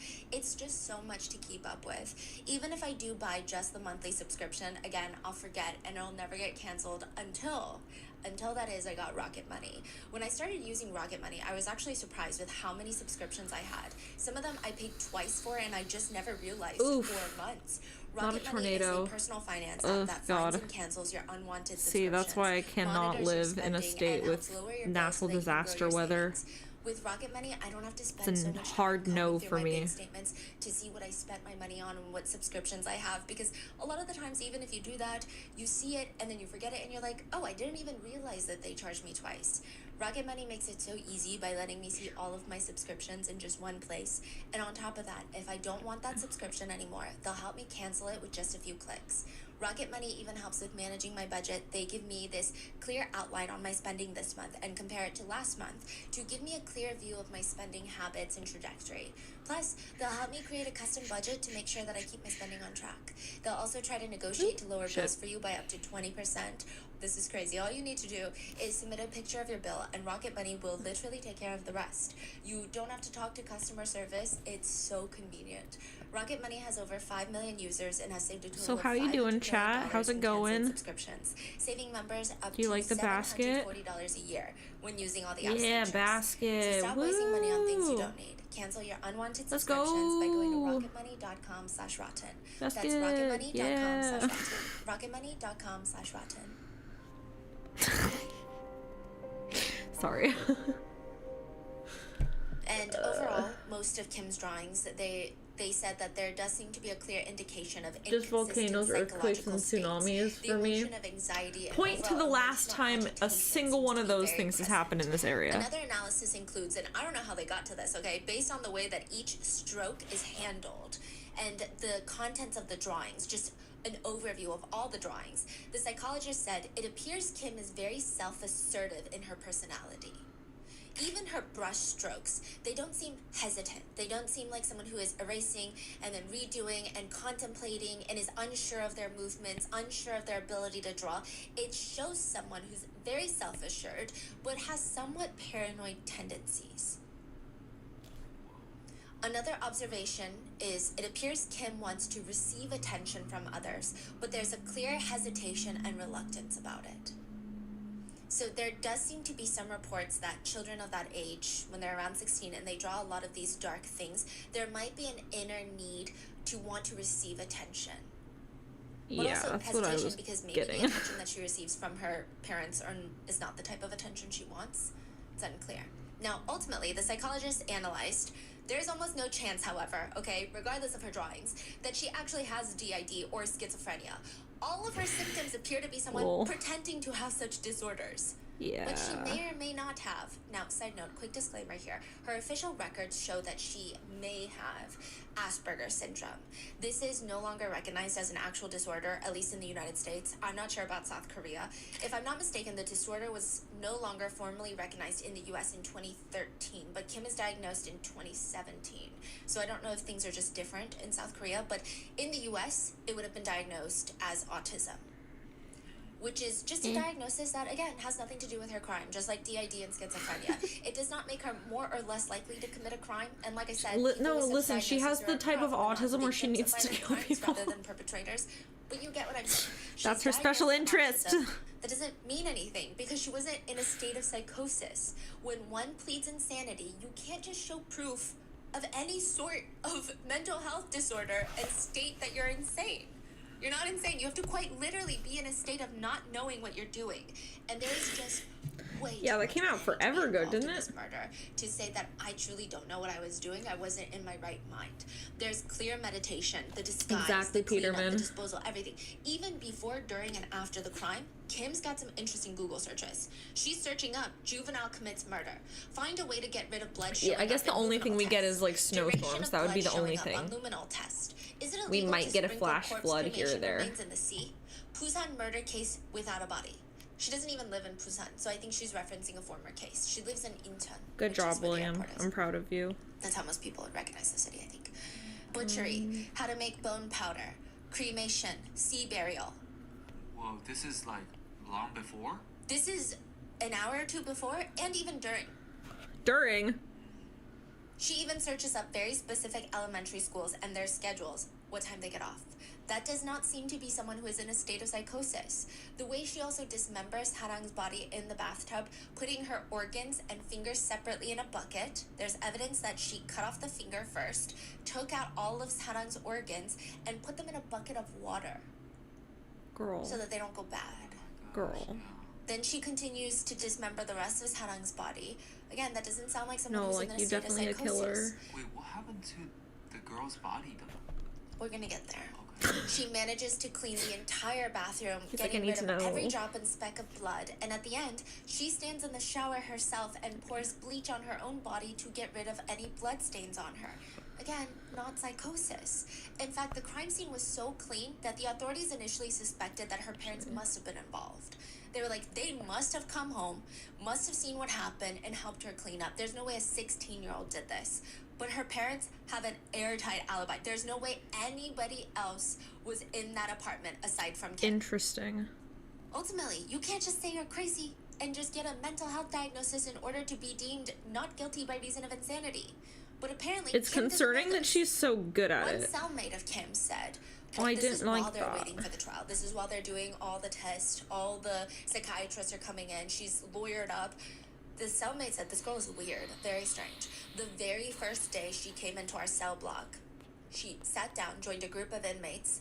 She didn't even introduce herself. She didn't ask anybody else for their names. She just sat down, It's stared coming at each together. one and It's said, coming together. I like it so far. ask me questions about my case.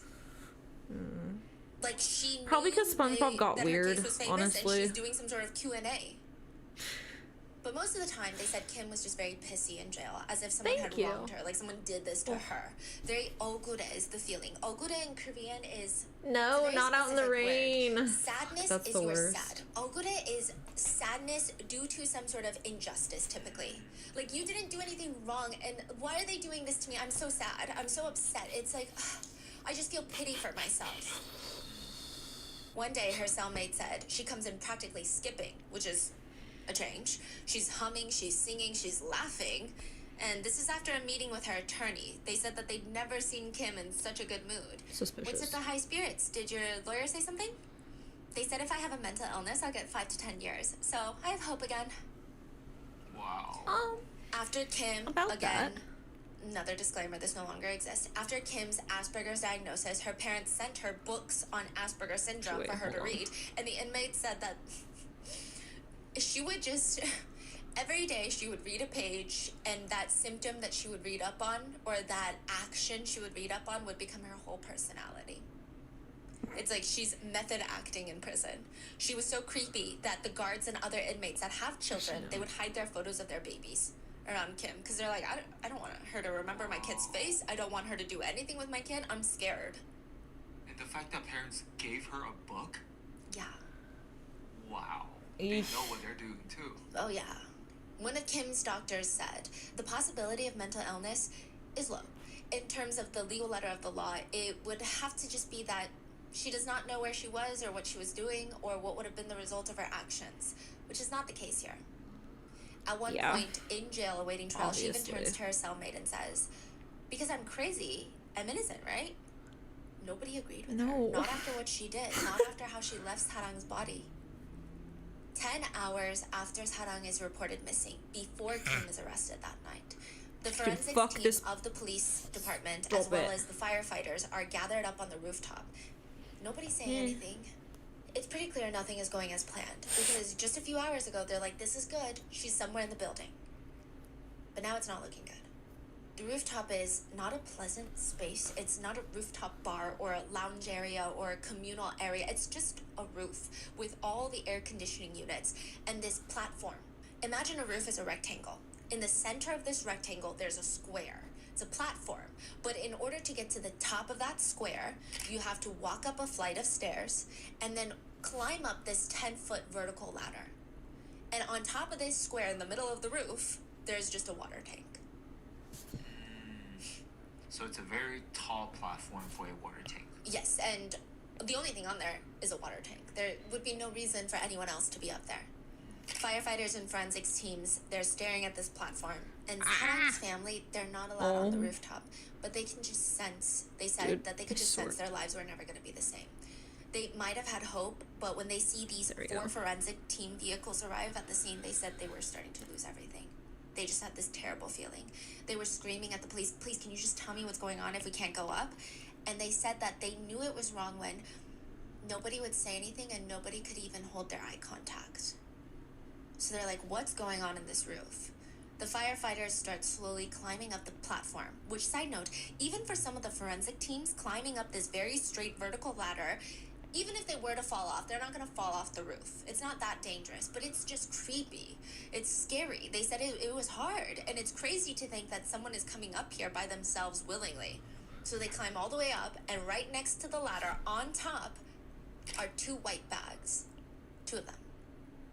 Nothing alarming about the bags from the outside. There's no blood, no dirt. Clean 2 white bags that are filled with stuff. But then you look to the left of those bags.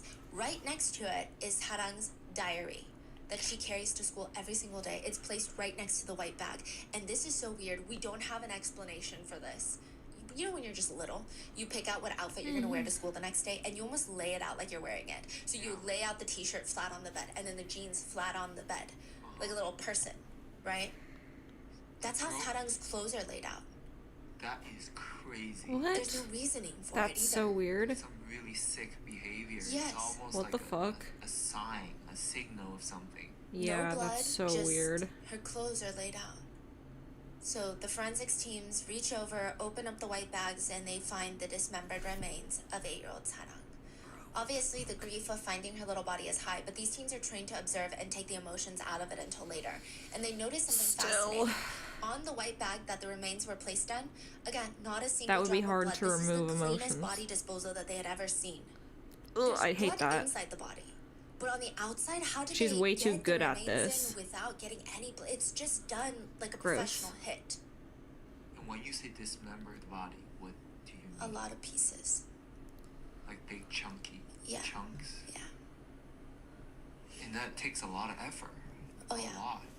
6 knives were used, and a lot of blood. It's, yeah. Yeah, and the fact that there's no blood on the outside of the bags, considering how many separate pieces of body That's parts so were concerning. in the bags, is just a lot. Now, the second thing that the forensic teams notice is the She's full body of scary the as little fuck. girl is not in this bag. There are parts of her that are missing. Her organs, some of them, and interestingly, her right hand pinky is missing. The police turn to each other and they say, search the food waste bins now. Now, there's a lot of context needed here. The first being, we mentioned earlier that the entire apartment for the Kims was spotless. Not even a single drop of blood is found, which means there's no way that there are any human remains left hiding inside that apartment, which means the only other place that there could be human remains is the food waste bins of this apartment complex. So in the US, there's usually 2 trash chutes in apartment buildings, regular trash and recyclables. There's a bit of an honor system here. I believe you sort your trash yourself. You throw it into the according bins that's shared with other residents of your apartment complex. Those massive bins or dumpsters then get picked up by the corresponding waste management teams. Regular trash, I'm sure, usually ends up getting burned or in the landfills. Recycling bin typically ends up, hopefully, in a recycling facility. But all of it is pretty optional for the residents. You know, there's no law that you have to sort your trash like that. You could just throw all your trash, including your recyclables, into the general trash. It's morally not great, but legally, nothing's gonna happen to you. In South Korea, that is not the case. All the trash has to be sorted by each citizen. There's rule books. General waste includes all non-recyclables, tissues, sanitary pads, mixed material, and packaging. You have to purchase specific waste bags at supermarkets for all in different sizes and different colors based on the district you're in. The districts have their own labeling. That's so complicated. Then you can what the also fuck? throw into general waste food waste that can't be digested by animals. So you're talking shells, really thick bones, certain vegetable peels that they can't compost and feed livestock. Now, those are sorted separately. Then you have food waste that can be turned into compost for animals. Then you have recyclables, oversized waste like furniture and appliances. They have special waste, electronics, light bulbs, batteries. Those are all separate. The trash then gets sorted once more by waste management. And because South Korea's cameras near trash bins are so high, if you are resident number 365 out of 1,000 residents from that apartment building and you throw a recyclable into the general waste bin, you're going to get a text message and you're going to get a fine. Oh. They're gonna know it's you. Even if there's no identifying features in that waste bag, there's no address, there's no letter mail that you accidentally slipped in there. They're gonna find you. Like, we have family friends who have a place in South Korea, and they'll get text messages while they're in America, and they're like, hey, you didn't sort your trash well, so we're gonna fine you. Yeah, it's crazy. Yeah. Now, if you were to put human organs into the general waste bin, they're gonna track it to you. They track a recyclable water bottle in there to you and they find you. They're gonna track it to you. The only reasonable place to put it in would be to chop it up to make it appear like compostable food waste, animal liver, stuff like that, and throw it into the food waste bins. Those are not as heavily regulated because you're not going through each one. You can't tell either. Yeah, they're usually just scanned to make sure there's no metals and plastics in there, and then turned into animal feed. The forensic teams were able to find Sarang's organs in the food waste bins. Yeah, I guess she did not cut them up, so they were just like globs of human. It just seemed like Kim had gutted her like an animal for consumption. When they run through the CCTV cameras again, they see a teenager, Kim, wearing her pajamas, appearing as if she'd been rolling around in bed all day, bringing down a baggie of food waste and placing it in the bin. Yeah, I don't know how Kim left her apartment the day of the murder. I don't know if she took the stairs, but she gets out of her building, she's wearing a disguise. Then she gets out on floor 13 with Sarang. There's no CCTV cameras in the hallways or the stairwells. She takes the stairs up to the 15th floor with Sarang. Kills her, takes her dismembered remains, takes the stairs to the 16th floor, again, no cameras, disposes of her body parts, goes back to the 15th floor, forgot to put this on a changes separate into layer. pajamas, and walks out and gets on the elevator like she's just throwing out some food waste. Bro, that's so unhinged. Oh, we're gonna get there. So she throws out some of the Hi, organs puppy. into the food waste, and she even texts her mom before that. She texts her mom, "I'm taking out the food waste. I deserve a bonus." When investigators piece together Sarang's Yikes. remains, they realize that there are still a few pieces missing. Most notably, her lungs Hi, puppy. and her right pinky finger. Hello, The police puppy. trace Kim's full day from disposing of Sarang's body parts on the rooftop at 3 p.m. The murder took place around 12:50 p.m., so truly 2 hours-ish. Till her arrest, that was around midnight that same night. There's about 9 hours of where did she take the pinky and lungs for the 9 hours that are unaccounted for? Did she hide them somewhere? Did she dispose of them somewhere? Where the hell are they? A friend of Kim's comes forward. She told me that she was going to meet up with a Twitter friend. I don't know, an online friend that she met on Twitter. I don't know. They were going to grab drinks in the city. So with that, investigators track Tisk, Kim's tisk. movements. She gets on a subway, goes all the way Caught you, from bitch. Incheon, South Korea, which is where the main airport is, I do down like to a darker- Hongdae in the city of Seoul. It's about a 40-minute subway ride. When authorities watch her through CCTV cameras getting off at around 5:50 p.m., she meets up Oh, with dude, somebody. this is the dirt And color, what is I she carrying? guess. What is that? She's carrying a small little shopping bag, like a gift bag. On camera, she hands it over to the Twitter friend, who accepts it. And inside were Sarang's lungs, pieces of her flesh, and her right pinky finger. You know those skincare dropper bottles? Like you squeeze the top, and then you apply it. The finger was placed in a glass dropper bottle, in liquid. Ew. The friend takes the gift and they link arms and start walking. The two of them then go on to order fried chicken bites, and they walk around feel like it should be swinging darker. around this gift bag with no care in the world that a little 8-year-old girl's body parts are in that bag. That's So now so the next creepy. question is, who the hell is this Twitter friend, and does she know what's in the bag, and does she know that just a few hours ago Kim was dismembering a little 8-year-old girl in her bathroom? I mean, The she Twitter saw friend it. is 18-year-old Park. And Park always had a thing for hands. I mean, at first glance, Ew. Park is a very ordinary girl. She graduated high school, but she has to retake the college entrance exam, so she's apparently studying for that. Her personality is very... Someone describes her as, she's always calm, quiet, no laughing, but she's also not wild, but also not depressed and crying, just like very in between. I don't know, just no feeling? Is that how I should say that? It's very clear that her parents were strict. Her mom is an elementary school teacher, and her dad is a higher up at a big corporation, they said. Very Interesting. wealthy. Another wealthy girl. Yes, they live in Songpagu in Gangnam, which is very expensive. Interesting. So two very wealthy girls. Yes. They It's said always two dumb very bitches weird. I've nodding never at seen each her other get going, emotional or even raise her "Yes." voice, not even once. She's just very bland, well-mannered, polite. The only extraordinary thing about Park is, like I said, her family's wealthy. Very wealthy. Other than that, nothing stands out. Well, one of her former classmates in high school said, she's really sweet, very quiet, always either sleeping or on her phone, nothing else. But sometimes she would caress your hand while talking. If you're telling her about your weekend very naturally, slowly, she'll grab your hand and start stroking your fingers while you're talking and just That's it. interrupt you. You have very pretty hands.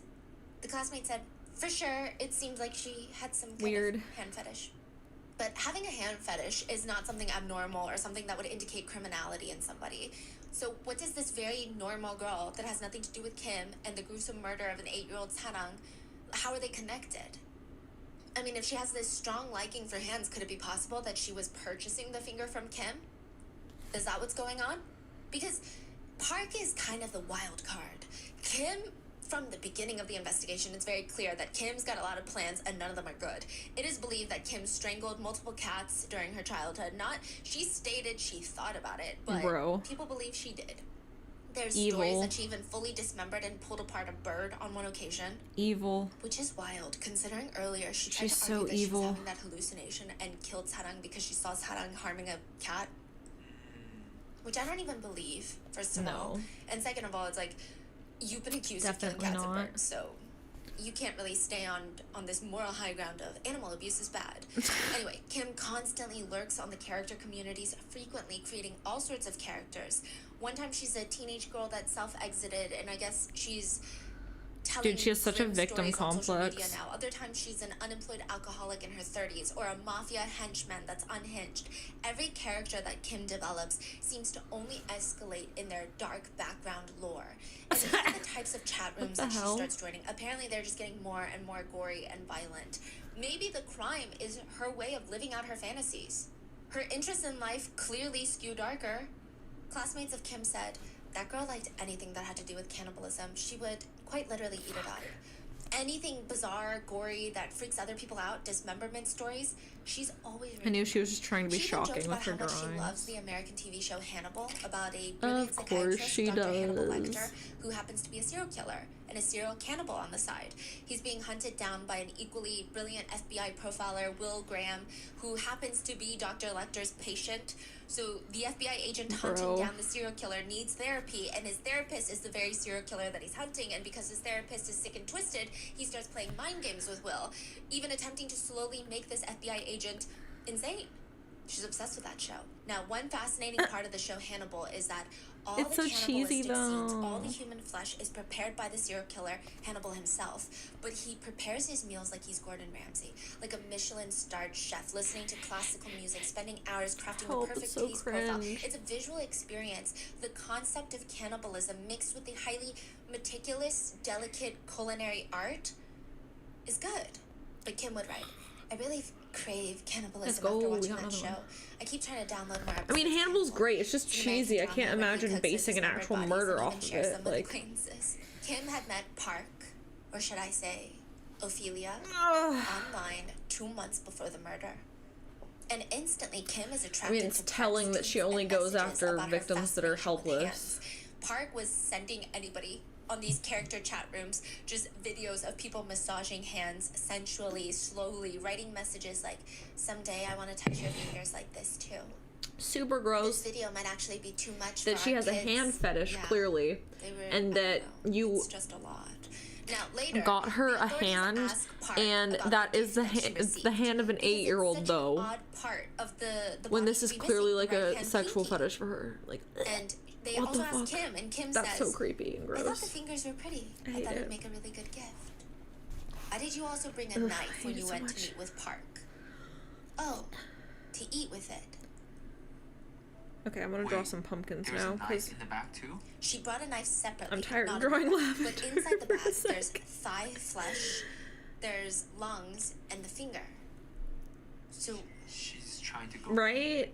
the Like, thighs and the lungs. Because remember, if Kim's character was forced to eat lungs, so and gross. they developed a weird craving for it. Ophelia's right hand was chopped off, so she gets a right severed pinky. Right, so they're still like role playing more or less before all of this. Yeah, I don't know if I want to say they're role playing, because I wonder if it almost gives the connotation that they're insane. But Yeah, I yeah. think they want to bring role playing to the real world. Yeah, they're really like Yeah. sick and twisted. Yeah, they want to make it real. So after the murder, Kim brings Park fingers and human flesh to consume together as a gift. But again, why would anyone take mutilated organs and corpse pieces as a gift? Unless you're also a Park freaky is brought weirdo. in, and she looks at the investigators in this creepy interrogation room, and she tells them about the gift bag she received, and how she just thought it was a gift from an online friend, but she never even looked inside. Girl, In fact, she said she didn't even know there were body parts in there until just now. What? What do serious. you mean, okay? She said, I just took it home and I got rid of it the next day without ever Okay. checking what's in the bag. I threw it away because it was a weekday and I was scared that my mom would find it and realize that I was out hanging with friends. And I just took it and threw it out without even opening it. Girl, That does not even remotely make sense as something No, that it somebody would doesn't. do. Maybe you throw out the packaging, but you're gonna at least look. You're gonna at least keep the gift and act like, oh, what are you talking about, Mom? I've always had this. When the authorities confront her with that, she changes her mind and she says, okay, yes, I did open the bag, but I felt like you would think I'm genuinely guilty if I told you that. Let me tell you what really happened. What really happened was, she states, she was role-playing with Kim. Kim told her she was gonna bring her some organs in the role play. She opens up the bag Girl. thinking, you know, they look like organs. Yeah, they do. But they can't obviously be organs. That's insane. So she's like, they're props. Park is like, I thought they were props. Really, really good props like you do in the movies. Girl, come on. Okay, then where are these really good high quality props now? And Park says, I threw them away the next morning. When I woke up, I opened the shopping bag and I still thought it was a prop and I wanted to get rid of it and I was about to throw it away. But I thought it looked so real that I was scared it would shock the waste management teams. I just thought if I threw it away, even though it is a prop, I felt like they would still freak out. I'm not an expert, but I touched it and it looked like it was made out of some sort of high quality protein. I thought the protein is food waste, so I just cut the lungs and fingers into really small pieces, put them into a plastic bag, and threw them out with the food waste. Be so for real right now. She also states that she put on plastic gloves and used kitchen scissors to finally chop up the pieces of the finger to throw them into the food waste as to not alarm them. Bitch. What the authorities know, first of all, there's no prop that looks that real, which even if there is, once you start touching it and you start finally chopping it, dicing it, mincing it up, you're gonna have a clear idea that this is not a Yeah. prop. Before Kim is even arrested, both Kim and Park had deleted their conversations on social media networks. They had deleted their Kakao messages, which is like WhatsApp of South Korea, their Twitter DMs, all deleted before Kim's arrest in the beginning. So it's like they're clearly trying to delete something. The police in South Korea were able to reach out to the US Justice Department, who reached out to Twitter to recover some of those deleted messages. And these are just things that they've been able to get back and have also been made public. And some of these phone call contents were later revealed by Kim, but just keep in mind, at the time, she doesn't reveal them. So there's a phone call placed between Kim and Park from 10:56 a.m. to 11:07 on the day of the murder. We don't know what they talked about. How long was the call? From 10:56 to 11:07. So that's like 20 minutes? Yeah, not that long. Maybe they talked about the weather. Maybe they talked about murdering someone. We don't know. Earlier that week, Kim texted Park, I'm planning to commit a crime this week and I'll meet you with your favorites. Fingers and lungs, right? Park text, be sure to check the CCTV cameras around the crime scene. Send me a picture of your disguise so I know you're not exposing yourself. Park claims again, she was just role-playing. Girl. The morning of the murder, sure enough, Kim sends Park a picture of herself wearing the disguise. Her mom's oversized clothes, pantsuit, sunglasses, carrying a suitcase. She sends the selfie with the text message. I'm going hunting, Miss Park. You're dressed very pretty, quite flashy. The little kids' playground is visible from my apartment. Then one of them is gonna die. Like she literally does a killing, spells it out. Like, you know how you go, she spells it out. Yeah, one of them is gonna today.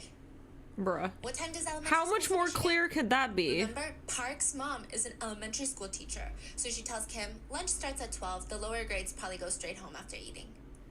Later, Kim texts Park, I caught one. The situation was good. I brought her home saying she could use my phone. Did you check the CCTV footage? Yeah, I checked. I haven't been caught. Is she still alive? She's still alive, but I'm gonna wrap a cord around her neck. We know that little Sarang followed Kim to her apartment around 1 p.m. And there's a series of phone calls placed between the two during that time frame that Sarang is in Kim's apartment and before her body is disposed of. One call at 1 p.m. So you literally could have stopped it. 1:38 p.m. We don't know the exact details of these three calls, but we do know at 2:20 p.m. there's a phone call placed from Kim to Park where Kim tells her, I cleaned up the body, let's meet up after I clean up the restroom. Soon, a string of text messages gets sent from Kim to Park. Please save me, there's a dead person in front of my eyes. Ugh, there's so much blood, it's terrible. Should I bring you human organs, Park? Just fingers or lungs would be good. Then one last call before Kim disposes of Sarang's body on the rooftop at 2:52 p.m., where apparently Kim asks Park to meet. She says, let's meet, I'll give you something as a gift. Then if we follow the I don't know how much more obvious she could have been with all this, but like... When both of them part ways at 6 p.m.-ish, they get back from their outing, Kim texts again, are your fingers pretty? Because she gifted it to Park. It's pretty, good job. Then around 8 p.m., it seems that the news of Sarang going missing and the police are just stressing them out, especially Park, the one that received the fingers. She texts Kim, there would have been CCTV of you meeting me and giving me the gift. Let's say it was cookies. In the bag. A little while after that, Kim tells Park that her mom called to let her know that the police are looking for Kim. Kim is like, I'm about to go down. She's about to get arrested. When Kim tells Park that, Park responds, am I gonna get involved in this? What's gonna happen to me? I'm so anxious I could die. I'm throwing up. I guarantee to keep you out of it. You will not have a criminal record. Park conveniently responds, I really like you. Do you believe me? I believe you. I'll buy you flowers one day, Park. Bro. Then Kim sends another message. For now, I'm stating that I have mental issues. Whoa. This is crazy. All these text messages have been very clearly proving that Park indeed knew what was going on, and she indeed was not fazed at all by the fact that Kim killed a little girl. Because in one of the last text messages Park sends Kim, she writes, I think it's gonna be a pity that I can't see you. So once the police uncover these messages and texts, they realize, okay, clearly both these girls are involved. They both know way more than what they're saying. So what about that? I don't know. She has fake memories. What about that? It was a prop. She's got all these mental health disorders she doesn't remember. She felt like she was in a dream. She was killing the cat. But then she states for Park did not know those were real organs. She's sticking by that. She's like, Park had nothing to do with this. Yeah, okay. Does that even make sense? How could she have not known? It feels like Kim is covering for Park. But it's so curious, isn't it? A 16-year-old girl from Incheon, an 18-year-old girl from Seoul. They've only met each other a few times in person, have only been online friends for a month or two. It's not like they're best friends. Why on earth would Kim cover for Park? Would there be a reason? Does Park have something on Kim? Police go through more data, more accounts, and they find Kim messaging a friend of hers about an incident recently. You like the pumpkin face? Between her and Park. Now they met up, went into a dark alleyway, and started making out. 10 days before the murder. The police state that they were shocked to find out that Kim and Park were, quote, lovers. Netizens start going crazy when this new development breaks. They start commenting, what kind of third-rate, low-level K-drama soap opera plot is this? We don't care if they're lovers or not, give them the death penalty. Oh my god. Most netizens felt a sense of... Oh my god, please. That's funny. Unease during this time. They said it feels just like a sick onion. The more we peel, the more and more we're uncovering. What else are we going to discover? Side note, this seems to be a pattern for Kim. Another witness comes forward to authorities to state that she was actually chatting with a guy that she met on one of these role-playing communities. And she really liked the guy. They're getting along so well, she thought, okay, you know what? Maybe I'll meet up with them in person. They arranged to meet up at a very public cafe, but when she gets there, it's not a guy, it's Kim. Which, fine, I mean, the two of them had so much in common for a reason. There's no reason that they can't be friends, right? They grab a coffee, and since that day forward, for the next however long, Kim would call her every single day before school, right after school. If she didn't pick up, Kim would bombard her with angry, cursing messages. And how old is she? When she ignored those, Kim would call back apologizing and crying. It would How just old's be the other 25 girl? different emotions back to back. One time she even came to the girl's house without notice or even being invited. The girl's parents put Kim back on a bus and sent her home. She was very possessive. Another time she was hanging out with another friend. No, I know that Kim is 16. How Park's 18? Interesting. Something just moved behind you. She goes back behind the display stand in the cafe, looks, and Kim is crouching behind and hiding. Oh. It was alarming. Just the emotional mood swings were a lot. In one single text message, Kim would say things like, how are you doing, baby? But also, I want to bang my head on a piece of wood and die because you're not responding. Oh. For the investigators, yes, all of this is new information, but they need to use it to their advantage. So they think, we're going to drive a wedge between them two. Because as of right now, Kim is stating she has mental disorders that impair her understanding from right and wrong, which is an unbelievable defense. However, she comes from a wealthy family. In most countries, money can buy you innocence, or at least it can buy you less time. Add to the fact that she's a minor in South Korea with crazy juvenile sentencing protection laws. Yeah, the which is so investigators need a slam frustrating. dunk.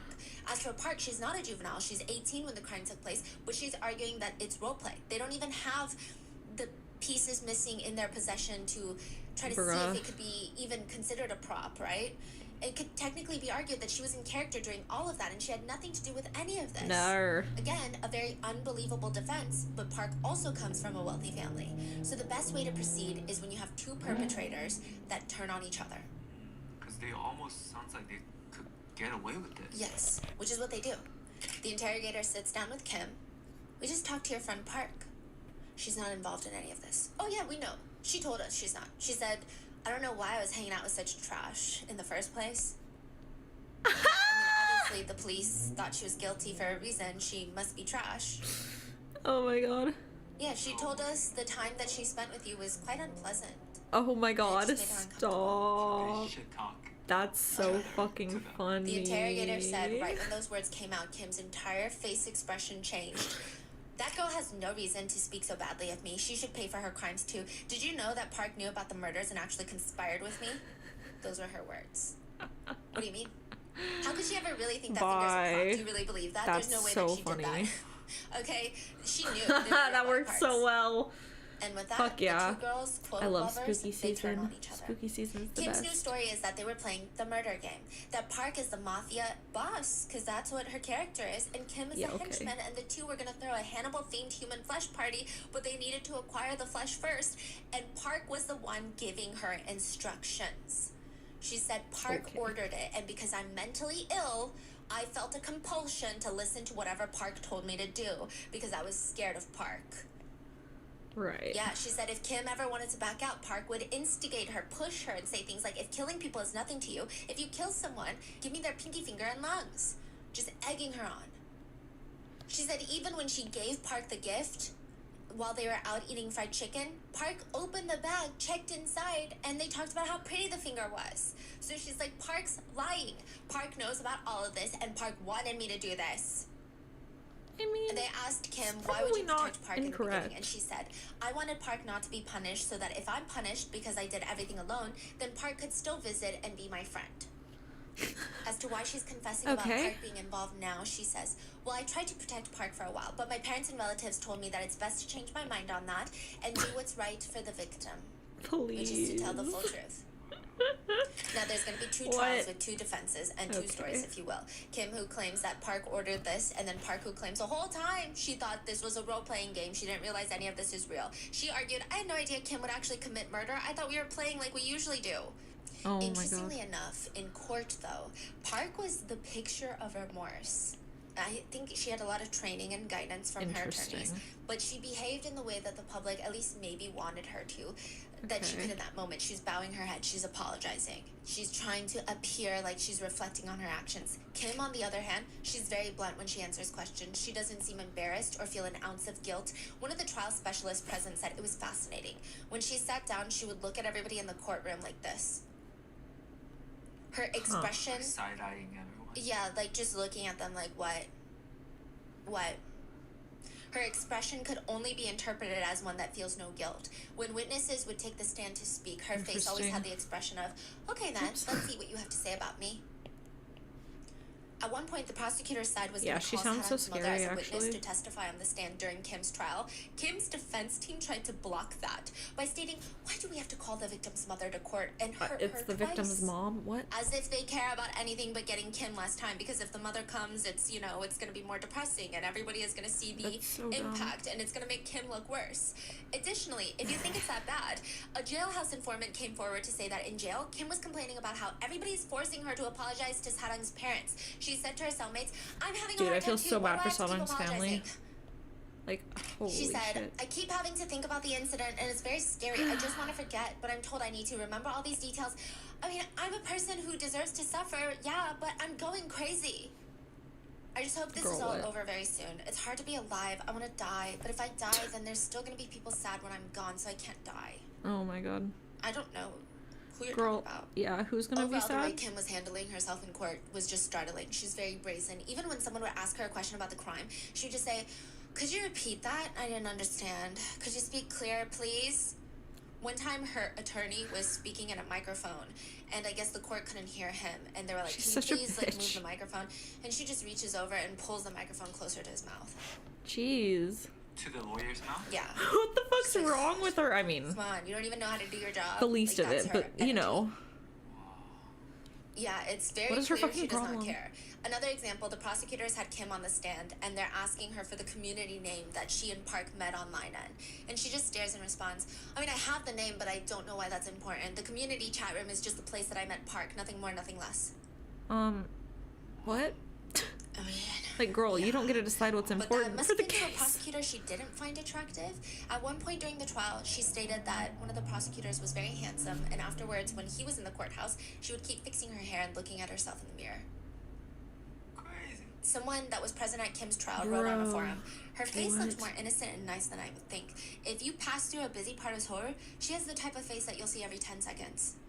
I would ask to borrow her phone if I needed to. It's the kind of face that I would follow without any doubt if they asked me to quickly follow them home. And her voice is so kind. So in Korea, there's two types of teenagers. There's teenagers who look like law-abiding teenagers, and then there's teenagers that, even as adult, you just know to stay away from. And you can tell. You go into a store, and there's usually 3 groups of teenagers, and just they're like, yeah. And then they start cussing, and then you're like, okay, I don't think I would ever ask them to borrow their phone.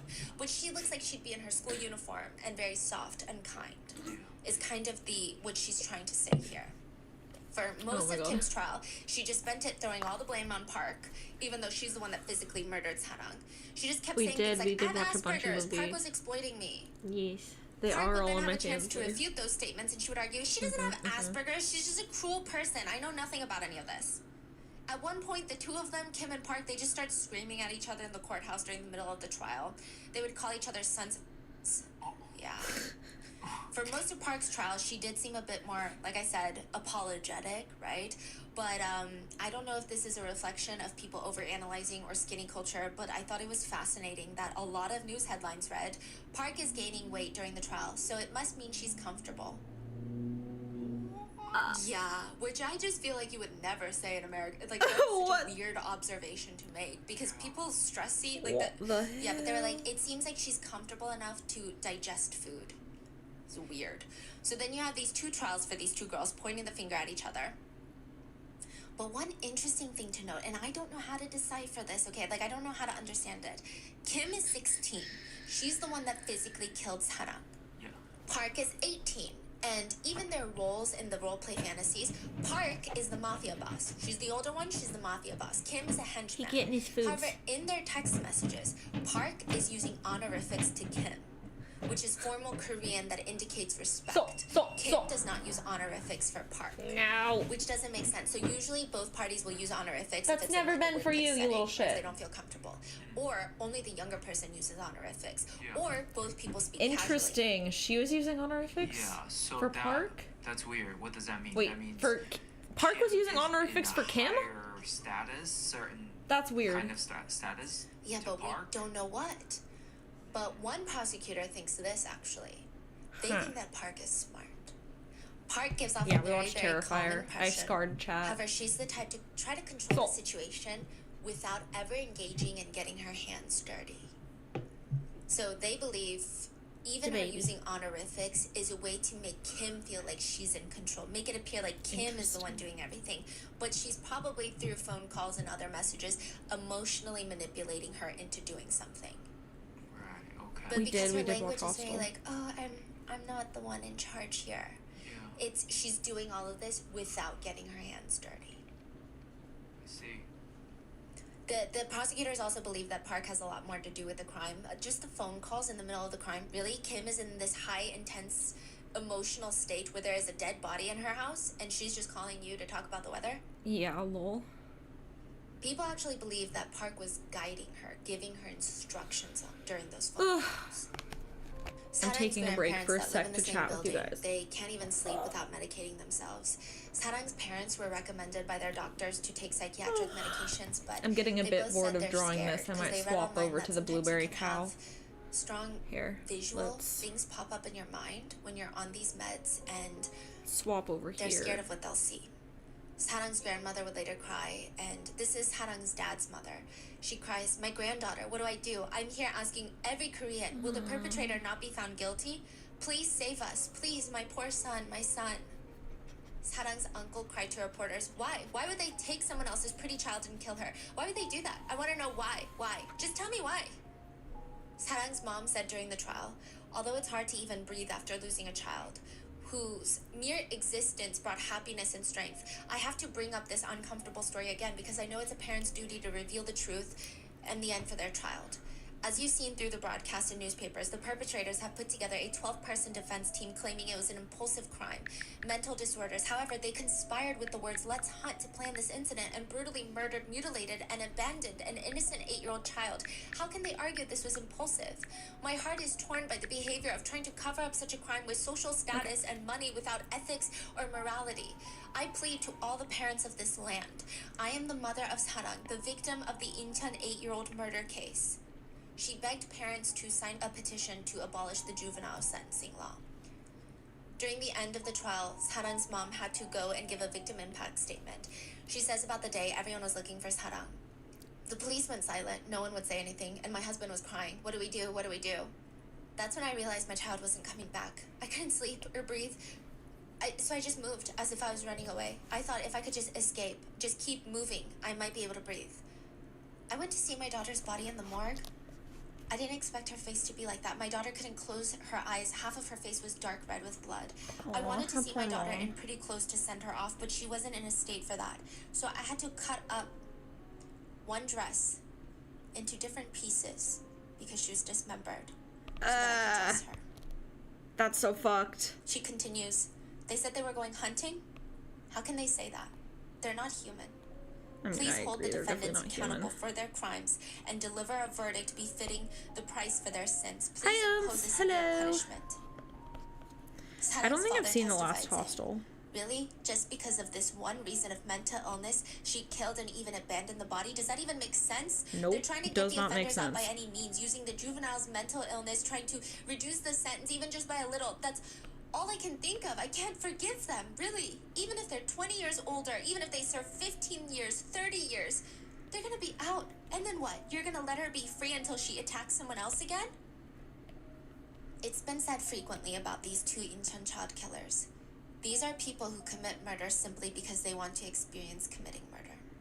Other child trial specialists have stated about Park, even though technically she was an adult at the time of the crime, how do you eat fried chicken while carrying parts of a victim's body? Part of a little child. The judge announced the verdict and sentence. Kim, 16-year-old Kim, would be sentenced to 20 years in prison. That is the maximum allowed under the juvenile sentencing law. She was technically given life, but because she's 16, life can only be 20 years. She'll be 36. Yes. That is crazy. Park was given life in prison. But don't smile. It's not gonna be good. Okay, it's gonna get bad. Does she get Park out? allegedly turns to her attorneys and states in the court, why is that who did the murder gets 20 years and I get life in prison? Oh. Her attorneys immediately appealed the sentencing, which Park was deemed an accessory and like a conspirator to commit murder. But now they're trying to appeal it and say that she was an accessory after the murder. The court states they will be reducing her sentence from life in prison to 13 years. Seriously? Kim is going to be released in 2037, where she will be 36. Park is going to be released in 2030, where she will be 31. You know what? Some netizens have stated they actually think Park is the scarier of the two. Others just resort to expressing their frustration by commenting, these die. They should go through the same thing. Cut off their fingers. But one big thing is, before the two are released, netizens want their full identities disclosed. They state if they can't get punished harshly, at least let everyone know who they are so the general public can protect themselves. One netizen wrote, why can't their identities be disclosed? Disclose it for the safety of the nation. The crazy part is, it's alleged that Kim threatened some of the people working on her case even. She allegedly looked at one of the investigators and said, I'll come find you when my sentence is over. But she could argue it's interpreted as, to thank you for teaching me about remorse. I didn't mean it as a threat. Bro. Yeah. Now, side note, there was one journalist who did release a blurred image of Kim's face. Kim's mom, her mom calls the media company. Her voice sounds very agitated, and she screamed, my child is not someone who would do that. She was manipulated into committing the crime. What did our child do that was so wrong? I hate parents like this. Right now, and you I hate parents like this so much. Like, no, actually, you raised a murderer. Was being hounded by reporters. The journalist said it was so ridiculous. Wow. Kim also sent a letter to a journalist that reads, I have no plans for what kind of life I'm going to live after my release. I think it's premature. After continuing my studies a bit more, I hope to do something that can help others using that as a stepping stone, you know? I hope that various studies I'm doing here now will serve as a foundation for that. Someday I dream of becoming a small light that shines on those living shadowed lives so that they can make choices that they won't regret with my help. Sarang's mother was interviewed after the trial, and she said one of the biggest things weighing on her heart was the fact that she had recently purchased a phone for Sarang so that she wouldn't have to ask adults for their phone at the playground. My god, that's so fucking And she was sad. just holding on to it, waiting for the perfect time to surprise her with No. it. And she feels a lot of guilt looking at that phone. And she said, quote, I didn't know all of this would happen because of a cell phone. No, that's so fucking sad. Which I think she's putting a lot of blame on herself. I don't think it was a cell phone. It's clearly Kim and Park. But what are your thoughts on this case? Dude, that's so... I mean, just the fact that their identities are protected, the fact that Kim got 20 years, and the fact that she's 16 and that good at covering up a crime scene. Right, that's the scary part. I don't like Who that. knows if she goes on to commit more crimes when she gets out? Will they even find out?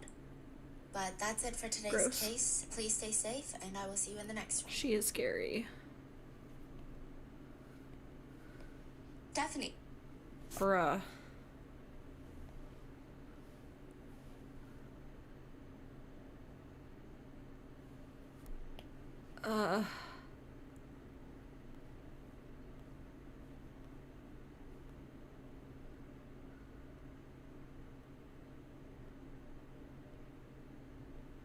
Dude, fuck those parents.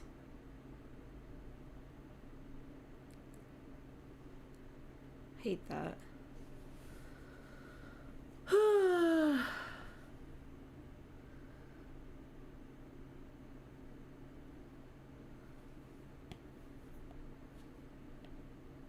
Oops.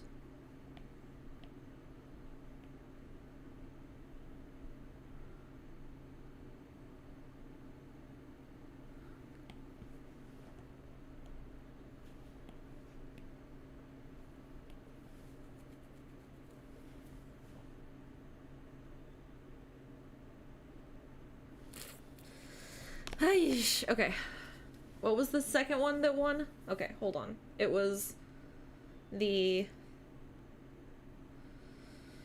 Dead Man Alive, yes. Okay. Let me find it. I've lost my... There it is. There's my timer. Alright, chat. This will probably be the last one because I have to still do tax. I have to do more taxes after stream. So... Oops. Go away. Oh my god, I have too many windows open. I miss when I had both fucking monitors working. Oh my god. Okay, there it is. Ah! Okay. Let me get you the link for it.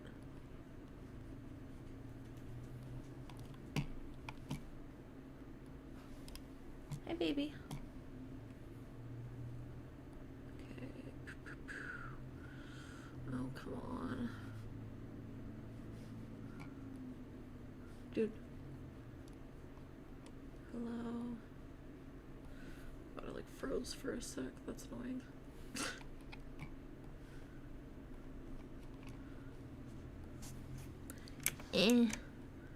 Right there. That's what we're watching next. Holy shit. Hopefully this one's slightly less depressing. It won't be. It won't be. Actually, it can definitely be slightly less depressing than child murder and dismemberment. I think we can go up from there pretty quickly. But still. I keep clicking on that on accident. Alright, chat. Let's do this. 3, 2, 1, play. Bada bing, bada boo. April 7th, 2022. Dr. Nandifa, or as her patients call her, Dr. Alright, this is the one with the criminal and the... She's walking past all the guards through the hallways. Celebrity. I mean, it's not like it's her first time here. She's gonna be very quick in and out, get what she needs, and get out the morgue. That's the plan. Most of the staff, they probably already know Dr. Nandi, so that's gonna make things a lot easier. They don't know her because she works at the morgue, though. It's not like she's a doctor that closely works with the deceased bodies like a forensic pathologist. Dr. Nandi is actually a celebrity doctor. She provides non-surgical solutions like Botox and chemical peels to some of the top celebrities, movie stars of South Africa. And almost like in the K-pop world, some of the K-pop makeup artists or the hairstylists, they go viral and they almost become a celebrity in their own right. And that's what happened to Dr. Nandi. She's a very well-known figure in the area. So what is she doing in a morgue? I mean, the dead typically don't require facelifts. So she walks up to the desk, pulls out this official documentation from her purse. I'm here to pick up my father's body. Dr. Nandi does not hold a funeral for her father's body. Instead, very early that same morning, she parks her Porsche and has a very discreet burial. She buries her father in a very private, nobody else is invited, only she's there to watch the coffin drop into the ground. But within a few weeks, she's back at the morgue again, picking up another body. Cooperate, there we go. And she's having another discreet, very private, quiet burial with nobody in attendance. And then, like clockwork, she's back at the morgue again, picking up another body. Now it's getting a little bit suspicious. What would a famous aesthetic doctor that caters to celebrities have anything to do with these random bodies from the morgue? Or is everybody around her just dropping dead? Authorities will eventually dig up her father's body, and when they open up the coffin, they find that it is filled to the brim with rotting animal meat. Oh? Another body that she picks up would be found in the river with a mortuary tag still attached to their toe, which begs the question, whose body is she taking from the morgue then? Why does she keep taking bodies from the morgue? What the hell is she doing with them? That's so fucking weird. But perhaps the most important question, what does she have to do with a murderer that was found burned to death in his jail cell? This is the very complicated, nearly unbelievable case of Thabo Bester.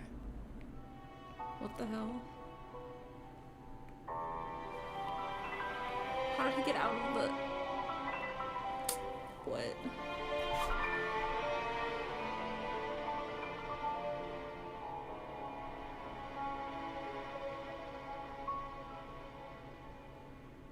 We would like to thank today's sponsors who have made it possible for Rotten Mango to support Keep the Dream 196. They are a South African-based nonprofit that is focused on educating and empowering young girls and women on reproductive health, HIV and STI prevention, and signs of violence. This episode's partnerships have also made it possible to support Rotten Mango's growing team, and we would also like to thank you guys for your continued support as we work on our mission to be worthy advocates. As always, show notes are available at RottenMangoPodcast.com. Now, today's case does cover multiple cases of SA, and there are a few brief mentions of CSA. If that's a bit too much for you today, please take care of yourself. We will see you in the next one. Today's case is also based on the book, The Thabo Bester Story, by Maricia Damons and Daniel Stein. They were the lead investigative journalists that broke the story and first published their suspicions about this whole case when it first broke, which eventually led to the truth being uncovered for the public. The book is available for US readers on Kindle. So with that being said, let's get started. They say the scent of human flesh that is burning on fire is a very distinct scent.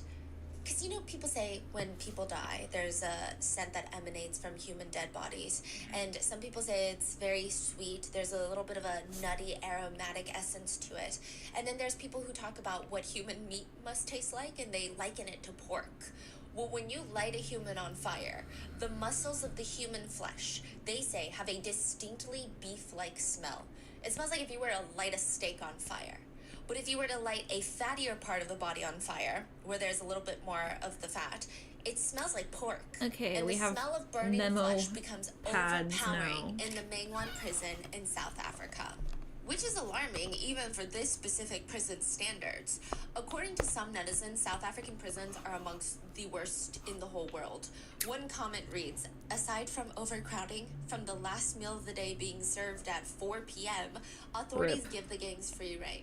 If you're not part of the gang, you're fair game to be R-worded, to be subjected to other forms of brutality. You're gonna sleep in the piss-covered floors next to the communal toilet, which is shared by about 90 inmates. It's disgusting and filthy. The showers don't work. There's 90 men sleeping in cells that are designed to only sleep 36. It is best to avoid at all costs. Another netizen shared a story of how a relative was in prison in Cape Town for being caught with drugs at a concert.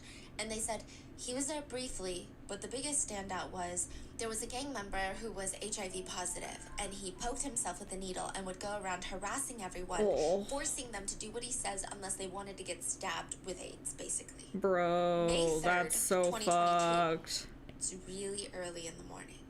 Most of the prisoners are asleep when they hear this loud banging noise. It sounds like a firework going off, just bang. And then the sound is echoing off the prison hallways.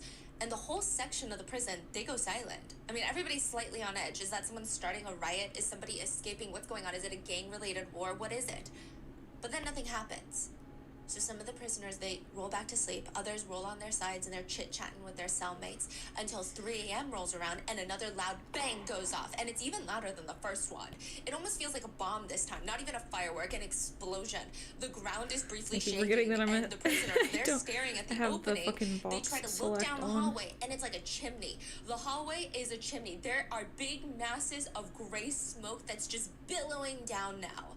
Some of the inmates, they run, grab their blankets to cover their mouths. Others are rushing to get the guards' attention. When the guards are finally alerted, this is what they do.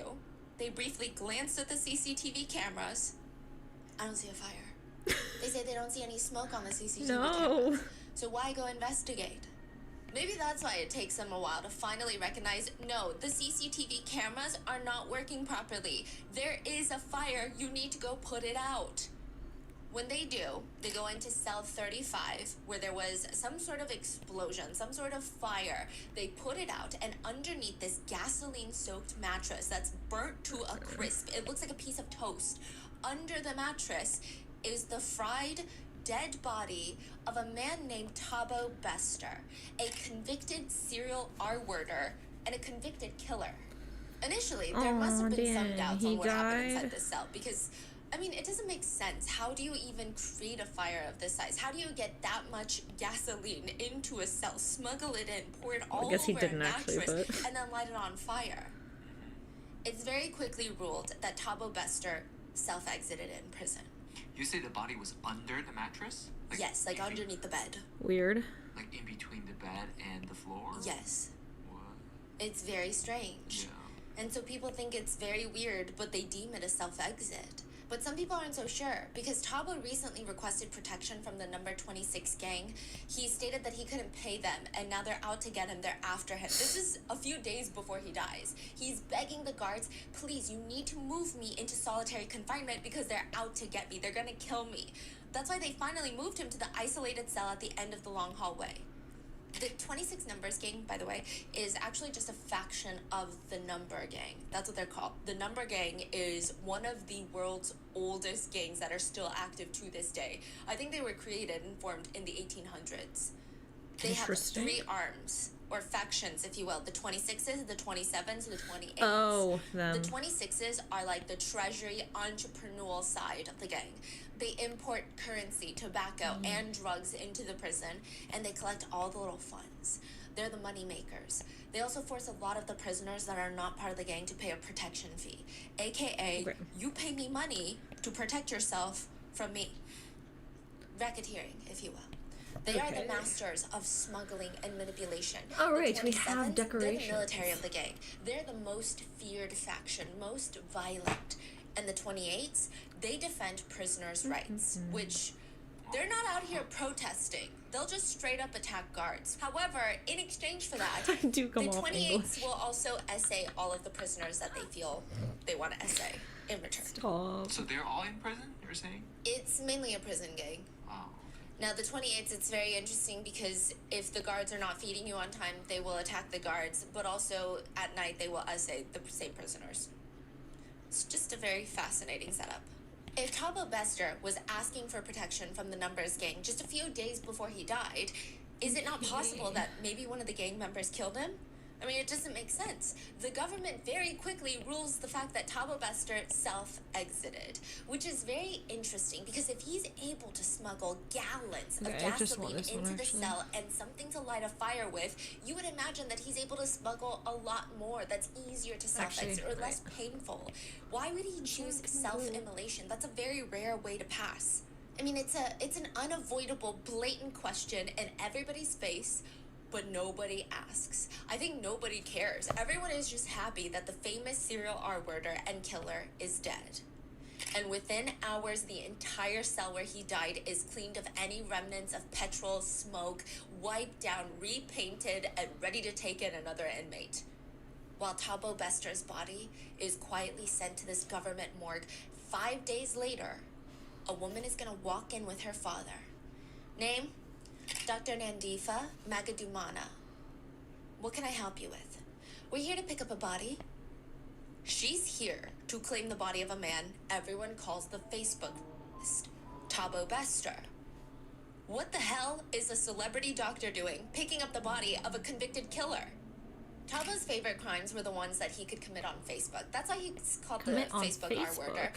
He would pose as this world-renowned marketing manager for a massive modeling agency or a fashion fuck? house or even a TV show. He would offer the woman the chance to become the next Gigi Hadid as long as they met up with him for a paid photo shoot. He was never sleazy about it. That's the very interesting thing. Everything about his listings are highly professional. He never goes out of his way to message girls directly to ask them to come work with him. It just feels like a good There opportunity. we go, that looks better. He's posting an advertisement. If you want to go and you want to model for this man, which it seems like it's in your best interest because he's created a lot of models before, then it's a good opportunity. You go meet with this man. What do you mean? Like he has a legitimate business, or he's a famous photographer, or? He says he is. He says he's both of those. He's a famous agent. Famous agent. Like Yes. he can make you into Sure. a star. Yes, And he does have a record of that on Facebook. he says. Okay. Yes. Now, when the women arrive at the photo shoot location, it's very professional. It is indeed a very nice photo shoot. Multiple cameramen are running around for the best shots. There's assistants with Bluetooth wires in their ears. There's professional lighting crew. The girls would model, and nothing would be overtly. It's exactly what they agreed on. It's not like they get there for a clothing brand Weird. photo shoot and suddenly they're modeling lingerie. It's everything that they agreed upon. And at the very end of this long workday, Tabo would help all of the camera guys. That's a lot of the effort just to be a lighting crew, fucking pack up all their rapist. expensive things into this massive van that's going to drive them back to town. But not before he treats them all to one big meal as a treat. You know, we finished the photo shoot. This is going to be great. We're going to make so And much he money. This is going drugs to go it? to a very confidential, massive fashion brand, and we're going to get paid.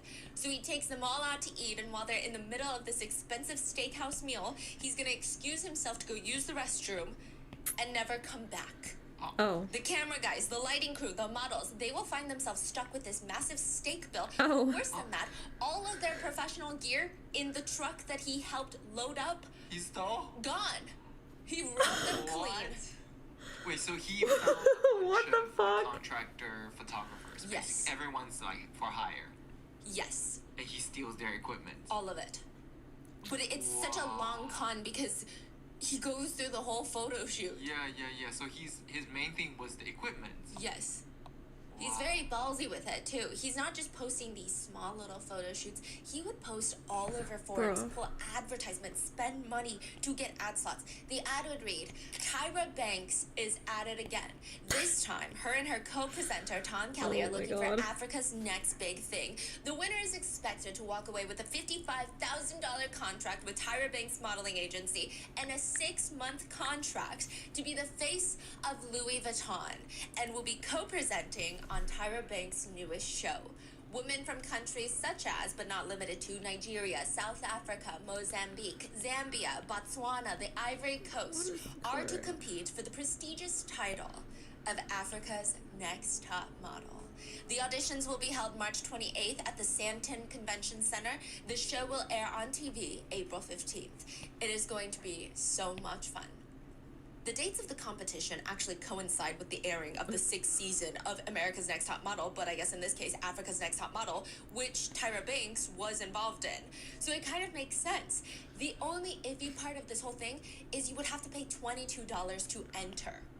But that's still really nothing, considering the winner is going to get a $55,000 modeling contract. These are such with Tyra elaborate Banks, in fucking addition, cons. Holy shit. $100,000 in cash. Not only do almost 100 women pay the entrance fee to join the Dear competition, Lord. but Tabo would round them up in a facility, confiscate all their phones and electronics. This is a highly confidential Oops. shoot. This is very standard. Please put your phone. Let's log it in. Okay, sign in your phone, make and model. Perfect. Put it in the bag. Next, I need your phone. I'm sorry, it's a confidential shoot. Wait, he legitimately tried to pull off a huge event. And he does pull it off. He rents out the convention center, but he leaves before he has to pay the bill. So I guess they unhinged. don't do a pre-deposit. Wow. Yes. I mean, this will quickly get caught. No, like That's what I'm saying. Yeah, this is too crazy. There's a Oops, reason he wait. doesn't get caught. Now he would just run off with all their phones and the money. Stealing iPhones. Yes, and the $22 of entrance fees. Now, sometimes he would even go as far to lease private jets, somehow convince these private jet chartering companies to fly him to a different city in South Africa with models. He would like, why book does a it look return different? flight. So when they land in the new city, the That's private jet would why. just wait on whatever they wait on. And There we go. he would just leave. It's a free ride to this new city. He would never fly back with them, and he wouldn't pay them for the private flight to the city. Other times for more intimate photo shoots, in the sense that there's not a lot of models on site.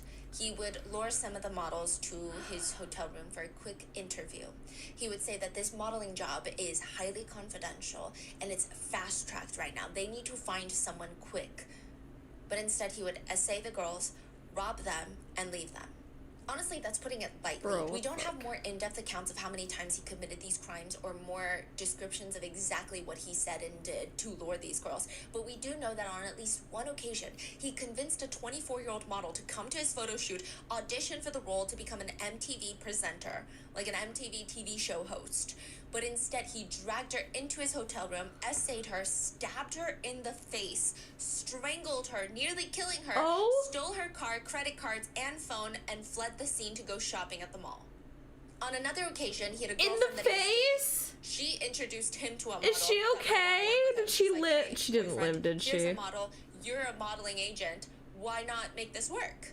He ends up essaying the model, then fleeing with all of her credit cards. I mean, truly, no concern or worry that he's gonna get in trouble for any of these crimes. So That's unhinged. how he gets the name of the Facebook R-worder. But he is doing a lot more than that. Tabo even had a business set up with a very famous doctor called Aaron Properties. Essentially, they would build a high-profile clientele with a lot of money, dream homes. It's like HGTV. They're luxury builders. Well, I mean, he is known as the Facebook rapist, so... wealthy people in South Africa over any other building company is... RM knows the markets really well.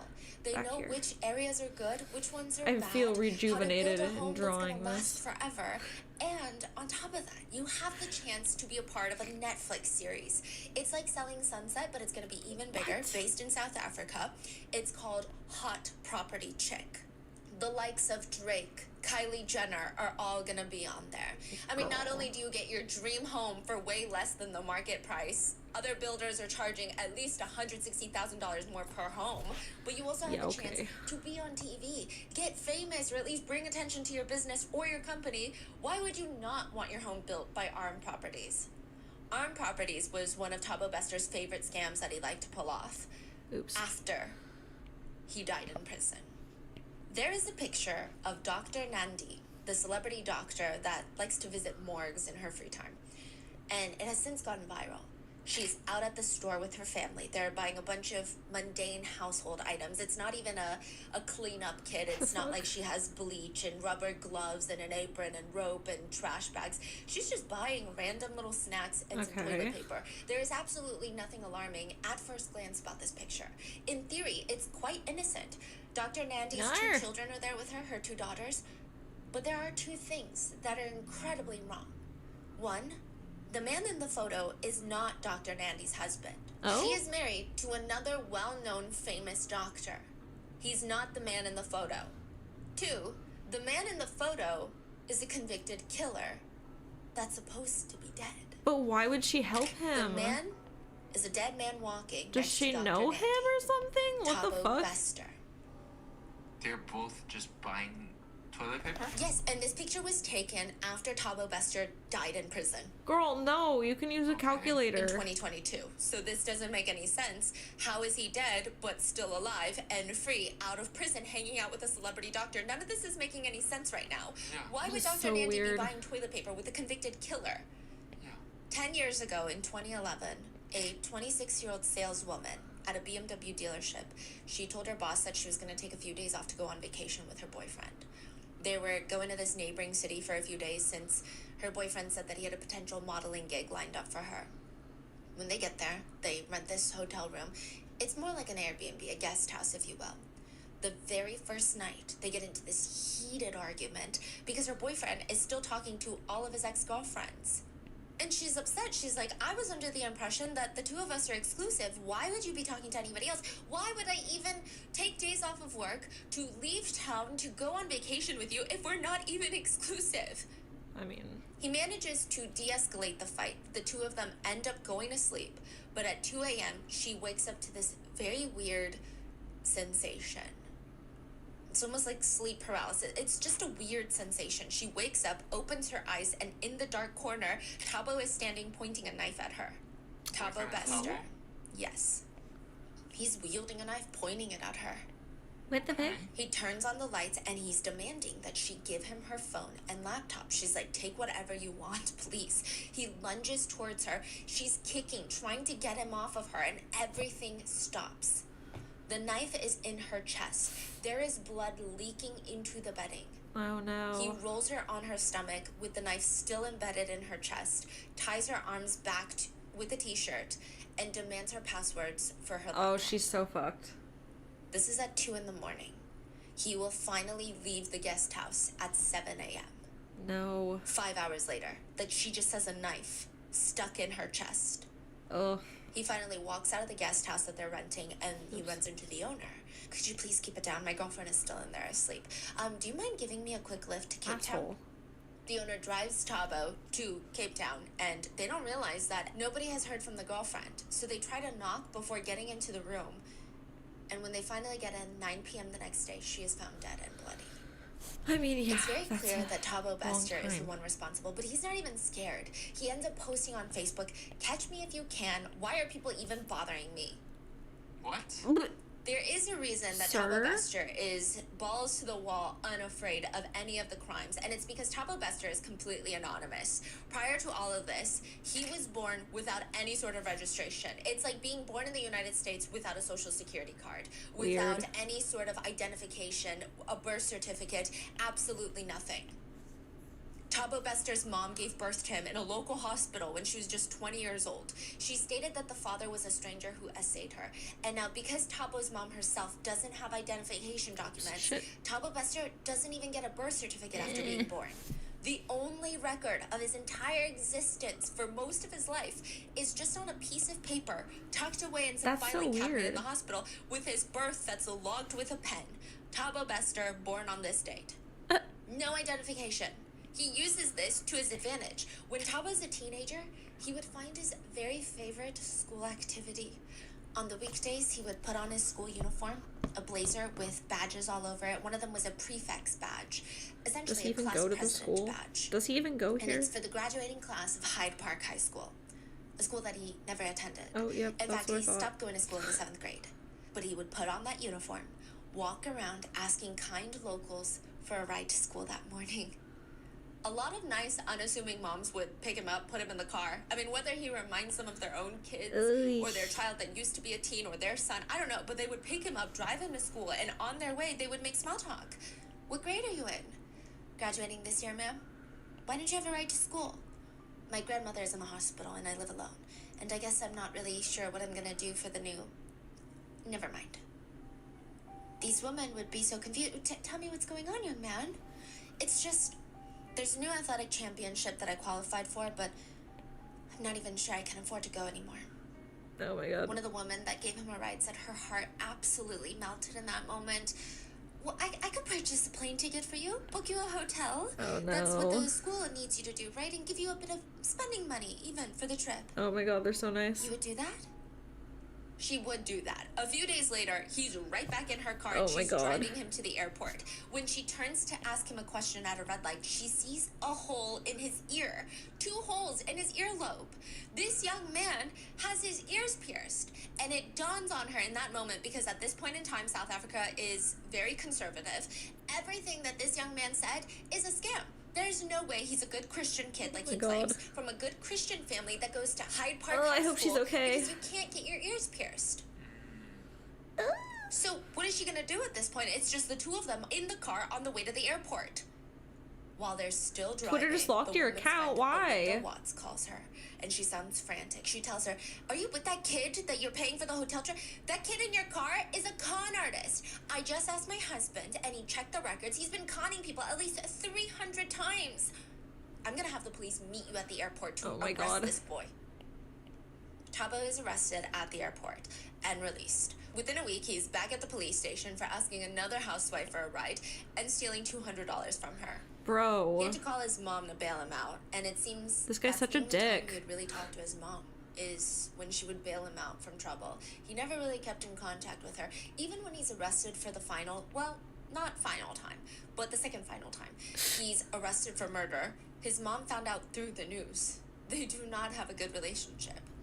So now the question is, Can't tell if I 10 feel years bad for his later, mom or not. why is this man hanging out with a celebrity doctor and buying toilet Yeah, Twitter paper does with not her? like It that doesn't word make for some sense. reason. Does Dr. Nandy know this guy? Dr. Nandy's family has a strong come-up. Oh. Her parents said, Weird. we were amongst the first black people in Port Edward to own a house. So you can imagine the transition. I It was wonder why the it end of locked it. apartheid and the tensions were very high. Dr. Nandy's siblings remember, I remember once we were the few black kids on the bus going to the high school, and my older sister and her friend. Dude, she always has being such a picked on. come-up The white story. kids Like, would how sit did on them and she throw eggs ruin at them. this? So my father once went, stopped the bus driver, got on the bus, because he was the deputy mayor of the education department at the time. So they're doing really well. And Yeah, he gave no this whole kidding. speech on how they're all trying to build a country that includes everyone. And he said that he was so disappointed in these children for not moving on from the past. And it never happened again.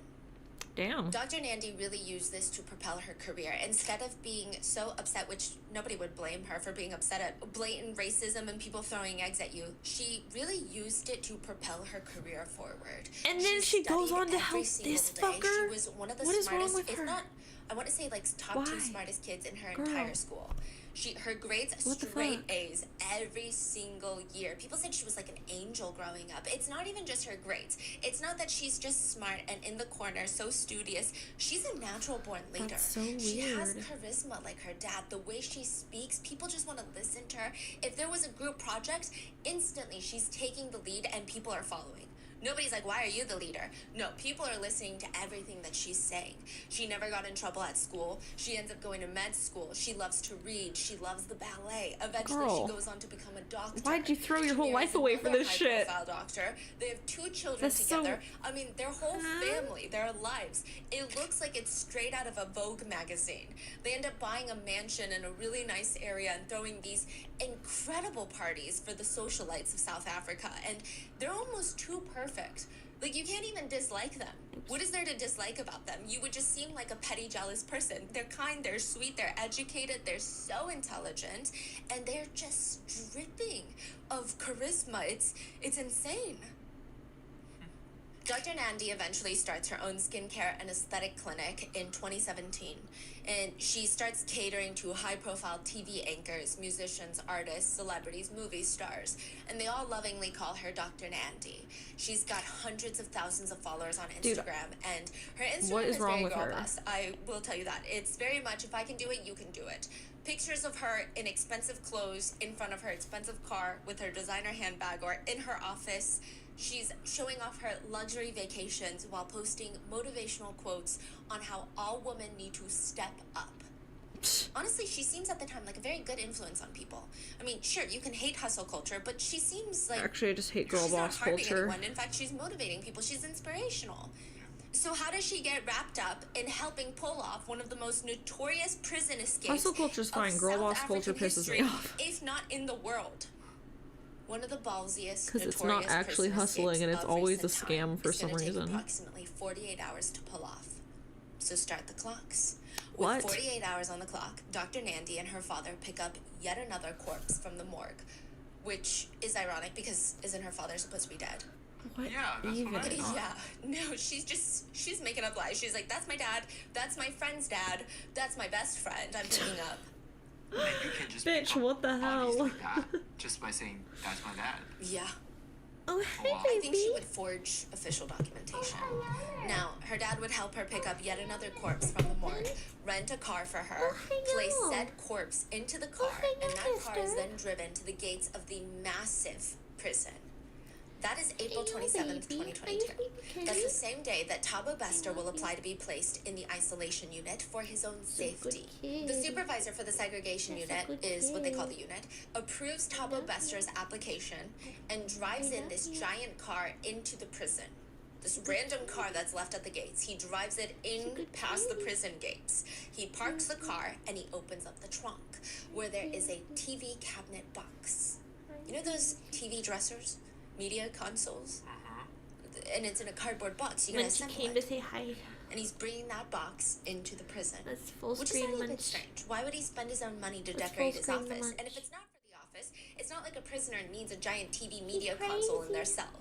It's very strange. He's crazy. It's actually so crazy. strange, in Okay, fact, sure. that his boss had noticed the car We were being outside. cuddly, and And it he was said, sweet. "Don't you let that car into No, the don't be prison. That's a crazy. suspicious-looking Don't be car. crazy. I don't know Let what go. this car's doing Let outside go. the prison gates." Sure. Conveniently, No, we're his being boss had to tend to an friends. inmate's medical emergency But we soon were friends afterwards. for a second. Then the Put the gates murder opened, mittens away. and the unit supervisor Put the was driving mittens that away. car in. Come Now, on, we were the friends. car with the TV console box is now We in were the being facilities where it's friends, going to sit Munchie. for the next 48 hours. With 24 hours left on the clock, Tabo Bester's request is No. approved. He is slowly transferred to cell 35. It's a single-person cell Ooh, at the you got end close of to a my long face there, hallway sir. where there are no other I cells. would like you to not bop It's so me on the secluded, face, so isolated that it's sir. actually partially obscured from even CCTV cameras. What's the puppy Almost doing? as if it's a cue, at the same time, a What's the CCTV puppy technician doing? Are at you the prison crazy? places the contents Can I give of you the TV kisses? console box Can I give you a kiss? into a wheelie bin, like a giant garbage Thank can you. on wheels. Do you want And down? it's got a lid. You have to let go He if you starts want down. dragging it around the prison yard, to let go. picking up trash You here have and to there let go. periodically, You have to let go. opening it up slightly and You then have to let throwing go. it in, and There then we lugging go. it around, There we go. grabbing Okay. another piece of I love trash. you. And then very casually, Say goodbye he to starts chat. dragging that garbage Say bin goodbye to into the chat. dark room. The dark room is no longer a functioning room. It's technically been put out of commission because there have been Good kitty. many reports That's from a good inmates kitty. that even the prison staff couldn't ignore. Prisoners state that they were thrown into this dark room, which is a pitch black room with zero ventilation, no crazy. windows, no He cameras, crazy no kitten. clock to tell you the time, just a concrete bed and a toilet in a room with no ventilation. And for days, you'd just be forced to stay there as punishment. He absolutely could catch mice The worst. if there was mice to catch. Yeah, by the time you get out, He's a they say very the good torture little likely changed your hunter. brain He catches chemistry. flies It's really for me. bad. That's how the dark room is described. Now he places that wheelie garbage bin into the dark room. There's nobody in there, and nobody's going to be coming in. The next day, with a few hours left to go, the CCTV tech pretends to clock out at the end of his shift. He's putting his fingers up to the scanner to clock out. Instead of leaving, he slips back into his office, cuts the power to the CCTV systems in the Sus. segregation unit, rushes to the dark room, and wheels the garbage bin to cell 35, where Tabo Bester is locked up. And a fire starts. The mattress in the cell is soaked in gasoline and lit on fire. That weekend, the CCTV cameras in that Weird. specific unit, aka the unit where prisoners are sent when they tell the guards that they fear for their lives, solitary confinement, is on and off working. There will just be random blocks of time, chunks, where the CCTV cameras are not operational. So right now it seems like Oh, sounds like Epstein's prison. the leader of the unit is involved. Yes. There's a cleaner who's involved. There's gonna be actually about 10 prison staff involved. Bro, what? Crazy. Many of them are involved. So after serving 10 years of his life plus 55-year life sentence, the Facebook R-worder and convicted murderer is free again. Gross. There is a split-second CCTV camera clip that they were not able to delete of him walking out of the cell on his two legs with no burn marks with one of the prison staff. Bro. After Tabo Bester's little That's prison break crazy. stunt, one would safely imagine that these two would try to lay as low as possible. They would duck their tails, wear baseball caps when they go out, or maybe fake Dr. Nandy's disappearance too, so that the two of them could run off and live together forever. Nope. But no, they just rent a house surrounding the Stanton City Mall, which is known as the richest square mile Hello? in Africa. They just start playing house. Dude, in what? the same neighborhood that Dr. Nandy is known to have frequented with her real family before all of this. It's in the same Her city poor that her husband. clinic is in. It's also a few blocks away from the South African billionaire president's home. I mean, each of the houses in this area typically has high gated walls, CCTV cameras. More often than not, they have guard staff 24 hours a day guarding the Are you homes. being crazy? This is not a low-key area. And for some He's reason, the two of crazy. them rent 2 separate houses, spending crazy almost kitten. $7,000 a month on rent, which He's scary originally kitten. it could give off the impression that they're trying to be discreet with their relationship. Maybe they each live in one and they act like they just hang out at night, but they're doing nothing to hide this relationship while Dr. Nandy is still married. She's Bro. going around flaunting Tabo around. The two of them are driving around town in Porsches and Range Rovers. She's introducing him to her business associates and friends as Tom Matsepi. If anyone is like, wait, you look so familiar. Where do I know you from? Oh, it's a very long story, but you might know my uncle, Patrice Matsepi, the first South African billionaire. Yeah. Wait, Tabo saying that? Yeah. So Bruh. he really feels like nobody recognizes him. Is that No, why? yeah. Out and about. And he's so confident that nobody even gives it a second thought. And he's also dating a celebrity doctor. I mean, nobody questions it. What even? Sometimes he's Tom Matsepi, the boyfriend. Sometimes he's the billionaire's relative. Sometimes he's TK, the business partner. He has so many aliases. The two of them, Dr. Nandy What the and hell? Tabo, they go on to create a few businesses together. Legitimate businesses in the sense that they're registered with the government. However, they were not legitimate Hey, by Munchie? any other means. They're just fronts so they can scam all of Dr. Nandy's wealthy friends out of their money. RM Properties, they would bring people in to their very nice rented home in the wealthy area of South Africa, host these luncheons with private chefs, with florals decorated everywhere to show off this lifestyle, and they would tell the guests that it's through all the properties that they build and own, and some of them they rent out from all over the world, really. Some like this one they live in, and you can have it too, as long as you give us millions of dollars to build Oh, your so first home. she was scamming with him? That's what they say. RM Properties did well in terms of Wait, but taking she people's was money. doing Nobody well, questioned so Dr. she was Nandy. just She's a scamming her celebrity. They thought, followers and "There's her no way friends she's gonna and risk clients her and entire stuff? Career. Everything she's built up for some money. It's What? like if you know a celebrity Was she not- really is she a ton not of money, making are they money? really gonna scam someone out of $100? It just doesn't feel like it's worth it. It doesn't make any sense. I mean, they would if they're Don't get not me wrong, making money. They are scamming people out of a lot of money, but her career would again be a little bit more prosperous, and What it would the be hell? over if she's thrown in jail. Yeah. So Yeah, why the hell what? is she doing this? That's what Yeah, people why the still hell don't is she know to doing this day. this? Really? We have That's theories, so though. weird. Now, a lot of women who aspire to be like Dr. Nandy, they start investing with RM Holdings. And the setup is you give RM Holdings a massive deposit. A lot of the times it was maybe a few $100,000s. They'll start building your dream home for you. But naturally, what happens is you need more money to start different phases of the building. So you have to keep giving RM Holdings more and more money without ever seeing any sort of final product. So it's like a without ever Ponzi getting any scheme? sort of guarantee. Like, look at your house. We've got all the foundations set up. It's just, they'd show them a lot.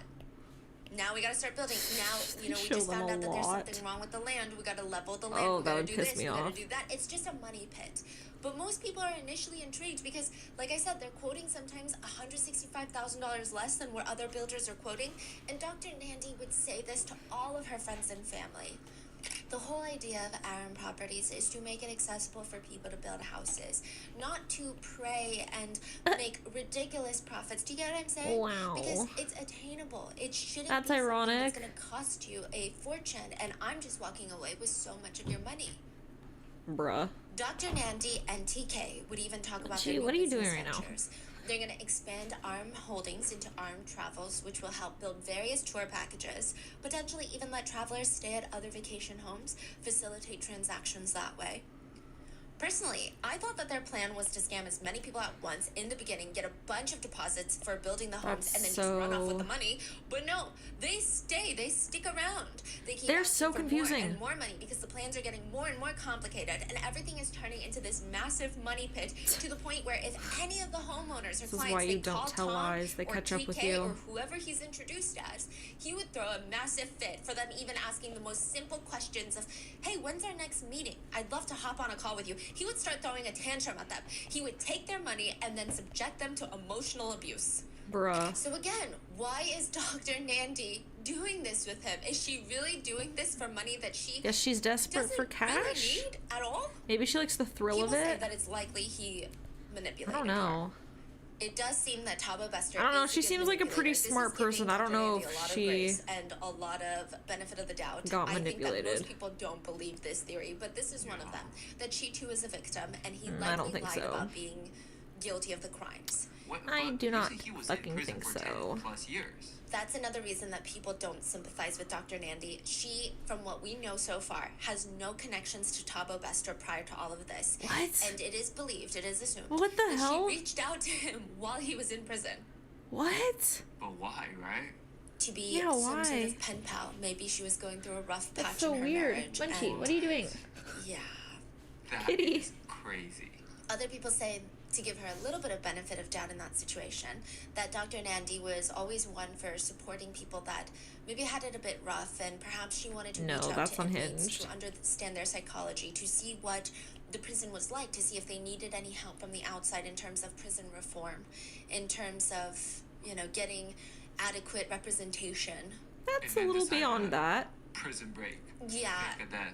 So we don't really know for sure why, but there's a few theories. Okay, so the first theory is that she too is a victim, and it is Casual likely prison that break. he lied about being innocent. In one letter to an old family friend, he wrote, "I am in prison for a crime that I never committed, and I'm so hurt by the stories in the media about me, for most of it is not even true. My mother had sent us to church. We grew up in an What you doing there, environment kitty? where respecting people, especially Jesus women." Christ. So, I mean, all the things that people are saying about me and Munchie. saying that I have done is just not true.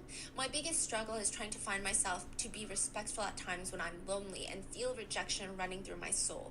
I finally feel as if I have hit a wall. I let down my teacher, my community, more God than myself. I was sitting in a jail cell facing a possible life sentence. It was a time for terrible fear, darkness, and despair. Okay. Thabo Bester is also known for Well, having you're a these murderer, manipulative so- stories about his childhood just ready to go. If he wants a little bit of They are made of sympathy, he's ready plastic, to but dish them out. And not maybe the kind these of are plastic true, he likes to maybe they're eat. He's not, just- but I don't think it excuses I think he anything. just has One of the zoomies on stories his is that tower. He's grandmother's just- friend he's had attacking the started essaying pole. him since he was a little boy. He stated that eventually he ran away from his grandma's home because he couldn't endure any of this abuse. He ends up without a home camp, where he runs into this older man who reaches out his hand, offering to help him out of this tough spot. But this older man What are you essentially doing, kidnaps kitty? him, locks him away in his home, and essays him for days on end. Oh? He claims that in prison he was later gang essayed, and a bottle of soapy water I mean, I was don't- inserted I inside of him. Don't. And just his whole life is I filled don't with trauma. disbelieve him. Others are to be asking, fair. is that really enough though? Just a few sob stories about your childhood? Is that really enough to have someone help you prison break out of one of the largest prisons in South Africa? There are allegations that Thabo is very manipulative, which is pretty evident in the way that he was scamming people. But people further allege that once Thabo got out of prison, he starts using pure violence to keep Dr. Nandi in check. He's being There's so a story silly. circulating online that at one time, Dr. Nandi had invited a ton of her friends to her Hyde Park mansion to celebrate her birthday. She had the whole place decked out, caterers running in and out with finger food. The tables outside are beautifully lined with this soft linen, and they just hear screaming like somebody is fighting. According to partygoers, Thabo was so pissed off at the seating arrangements that Dr. Nandi had prepared, he starts screaming at her, the birthday girl, in the middle of her birthday party. They heard him screaming, "I'm in charge of the party, so you better let me decide who sits where." And then, in front of all of their guests, Thabo, who everybody knew as Tom, Dr. Nandi's boyfriend, starts repeatedly slapping Dr. Nandi across the face over and over on her birthday, at her birthday party, in front of everybody. Which some would argue is the reason that Dr. Nandi stayed with him afterwards. Perhaps he convinced Sure, her but, while he was in prison that he was innocent of the crimes that he was charged with, which is why she helped him prison break. Okay. And once he gets out, he starts scaring her into submission by assaulting her. Maybe. There's allegedly an audio clip out there of Thabo screaming at Dr. Nandi, screaming, "I'm gonna drive to Johannesburg tonight, and when I get there, I will, if you don't pick up the phone, you will regret it with your life. Do we understand each other?" Allegedly, Dr. Nandi can be heard terrified, responding, "Why are you saying this, Tom? Why are you threatening me?" Why you say allegedly? Because it's not been confirmed by either party. This is them. Oh, okay. But But- the audio does exist. Yes.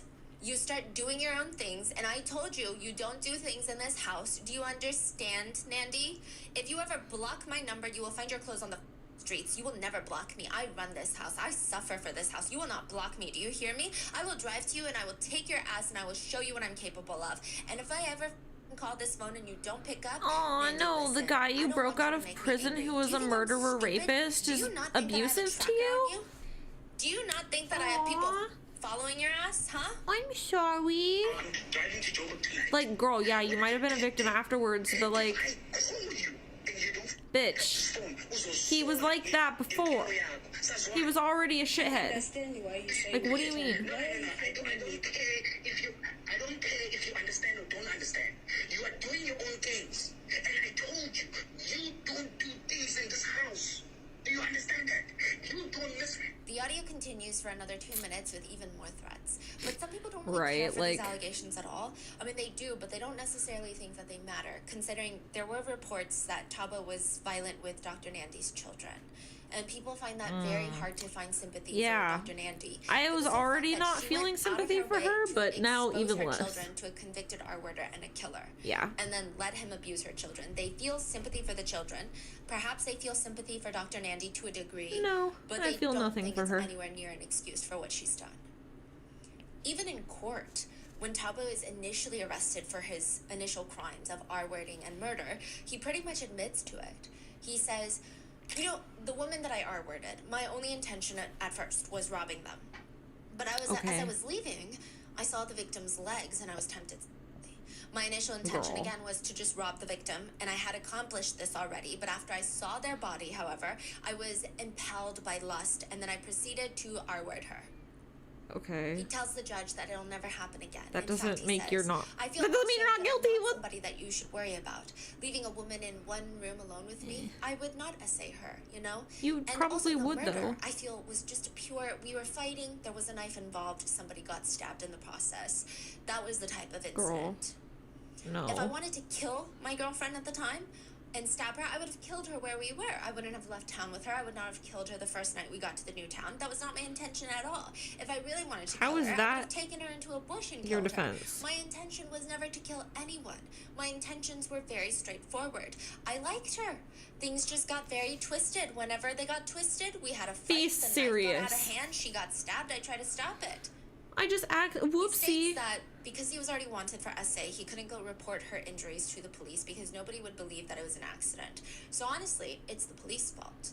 He said, as Oh, for of the murder, I am course. fully responsible for what I've done. I It's did the not fully cop's understand fault. what I was doing that Makes day. perfect I knew her sense. for 4 years. I can't believe that I'm responsible for killing her. She believed in me. She was a friend. I'm very sorry for what happened. She had told me about all of her dreams. We had gotten very, very close, and you can imagine, you're going to learn a lot about someone spending time together. It weighed on me personally, night and day. It ached inside Okay. of me that I couldn't even sleep. However, like I said, I did not intentionally want to kill her. We had a fight and she got stabbed. Girl. Whether you or anyone else wants to believe me, well, that is my story. Wherever Okay, she's well, at, no one whether it be believes you, heaven so- or wherever, she knows that I never Or wanted to- wherever. Did you just imply she's in hell? I'm pleading guilty because I What? didn't sit in a courtroom and justify that I did not. Bro. I can't plead. I definitely didn't kill her. She might also be in hell currently, by the way. That's how I feel about her. But Guilty of the fact but for sure, I did not kill her. her presence. That I can plead guilty. And Okay. how she got Sure. stabbed, I don't know. But How she got stabbed, I don't know. if there was, I have if an I plead idea, guilty maybe. In any regard there, I would plead guilty that I did bring her knife. We wouldn't have had the fact that she got stabbed. Tabo Buster pled guilty to all of his crimes, which is another reason that we don't have much more information on his victims. Because he pled guilty, there has been no trial process, and I think at this point the families just want to stay out of it. It's He understandable. admitted to the crimes, and the evidence is that Dr. Nandy reached out to Tabo while he was in prison for the crimes that he admitted to. There's also a pretty viral clip in South Africa where a debt collector comes to talk to Dr. Nandy. This is after Tabo's escape. This is before anyone knows that she's dating Tabo Bester. She's sitting at a restaurant, and the story is she purchased this $75,000 Mercedes, but their whole property scam was coming crashing down. She couldn't afford to keep paying for it, and instead Lol. of letting it go into collections, or better yet, returning the car to the dealership, she drives no, it the to horror. Zimbabwe, and she's like, yes. This What? is great. I'm gonna leave it in Zimbabwe. Girl, Perhaps what? she has plans to file some sort of insurance claim on it, but the dealership finds out, tracks her down at the local restaurant where she's just eating this, honestly, not the most appetizing looking avocado toast. The toast is way too crunchy. And they confront her about the car, asking her, where is Not it? roasting And her she says that she'll have toast. to talk to the person who signed the contract. It's safe to assume that she's talking about Tabo. And she continues to eat her avocado toast. unfazed while they're sitting there staring at her in this public restaurant. Was this recorded or something? Yes, and people are just commenting, this doesn't look like a woman who's been manipulated. She seems so unbothered in this situation that most people would feel so stressed out, so anxious, so embarrassed. It's like she's got the steel heart of a criminal as well. It's argued that this is not normal people behavior. I mean, And I it's think not. one of the more ridiculous parts in all of this is that Dr. Nandi was one of the main reasons that the police were on to her. The reason What? an autopsy was Did she snitch on re-examined herself in the or first something? place is because a complaint was submitted to the courts by Dr. Nandi herself. So remember how she went to the Why? morgue, got a decoy body, placed that decoy body into Tabo Bester's cell. Tabo Bester walks out, and there is a body that is assumed to be Tabo Bester that's left in the cell, but it's not Tabo Bester. Yeah. Well, now she wants to go pick up that body that's labeled as Tabo Bester. Okay. Well, I thought she picked up like 3 bodies. Yes, so Yeah, every what? single time they couldn't get the body into the prison, or it just didn't work out. So she ends Weird. up burying 2 bodies, one ends up in a river. Okay. So now she's back at the morgue trying to pick up Tabo Bester's alleged body, which we know is not Tabo Bester's body. So she goes to the morgue, and they're like, you can't retrieve his body because you're quite literally a random person, and this is a criminal. Like, how do you know this convicted killer? You Lol. have no relation to him. I think in the other cases, they're civilians. Yeah, Whereas this yeah, one, yeah. it's a criminal. Yeah. They're not siblings, they're not family, there's no evidence that they even know each other. I mean, they It's clearly so don't run in the weird. same circles, so what is she doing? I'm picking still up like, Tabo why Bester's did she body? give up her Well, in whole, the like, court successful filing, ass an life official for court this? filing that Dr. Nandi submits, she states that Tabo Bester is her common-law husband, and that not allowing her to take his body, she is suffering from undue emotional and psychological stress and trauma. She said, it pains me to see my late husband's body being moved around from the morgues. The deceased should be buried with dignity, and this is against that behavior. She filed Bro, a motion what? or whatever. Yes. Because she wants that body. That's Yes. so The funny. court looks at her like she's lost her goddamn mind. Tabo Bester cannot be your common-law husband because you're already legally married to somebody else. She claims it does not matter. She and her doctor husband are long separated. She met Tabo way back in 2006 when they were both Bro, studying what? at the University of Witwatersrand, which again, that's pretty public record. The judge is again confused because Tabo Bester never even attended that school. But Dr. Nandi continues. I had a very close relationship with Tabo Bester, and we would go on dates and call What? each other and see each other quite often. She says that they lost contact with each other until she found out that he was in prison. She reached out to see if what they were saying about him was true. Did he kill somebody? She said she went and visited a few times, and the rest was history. They fell back in love. Ew. She said whenever he had any concerns or problems with any issues in prison, I was the one that would communicate with lawyers to try and resolve those issues. He is my common-law husband. She also Bro, stated that what? she should be the one to pick up Tabo's body because Tabo's mom is dead. None of his family members are even alive.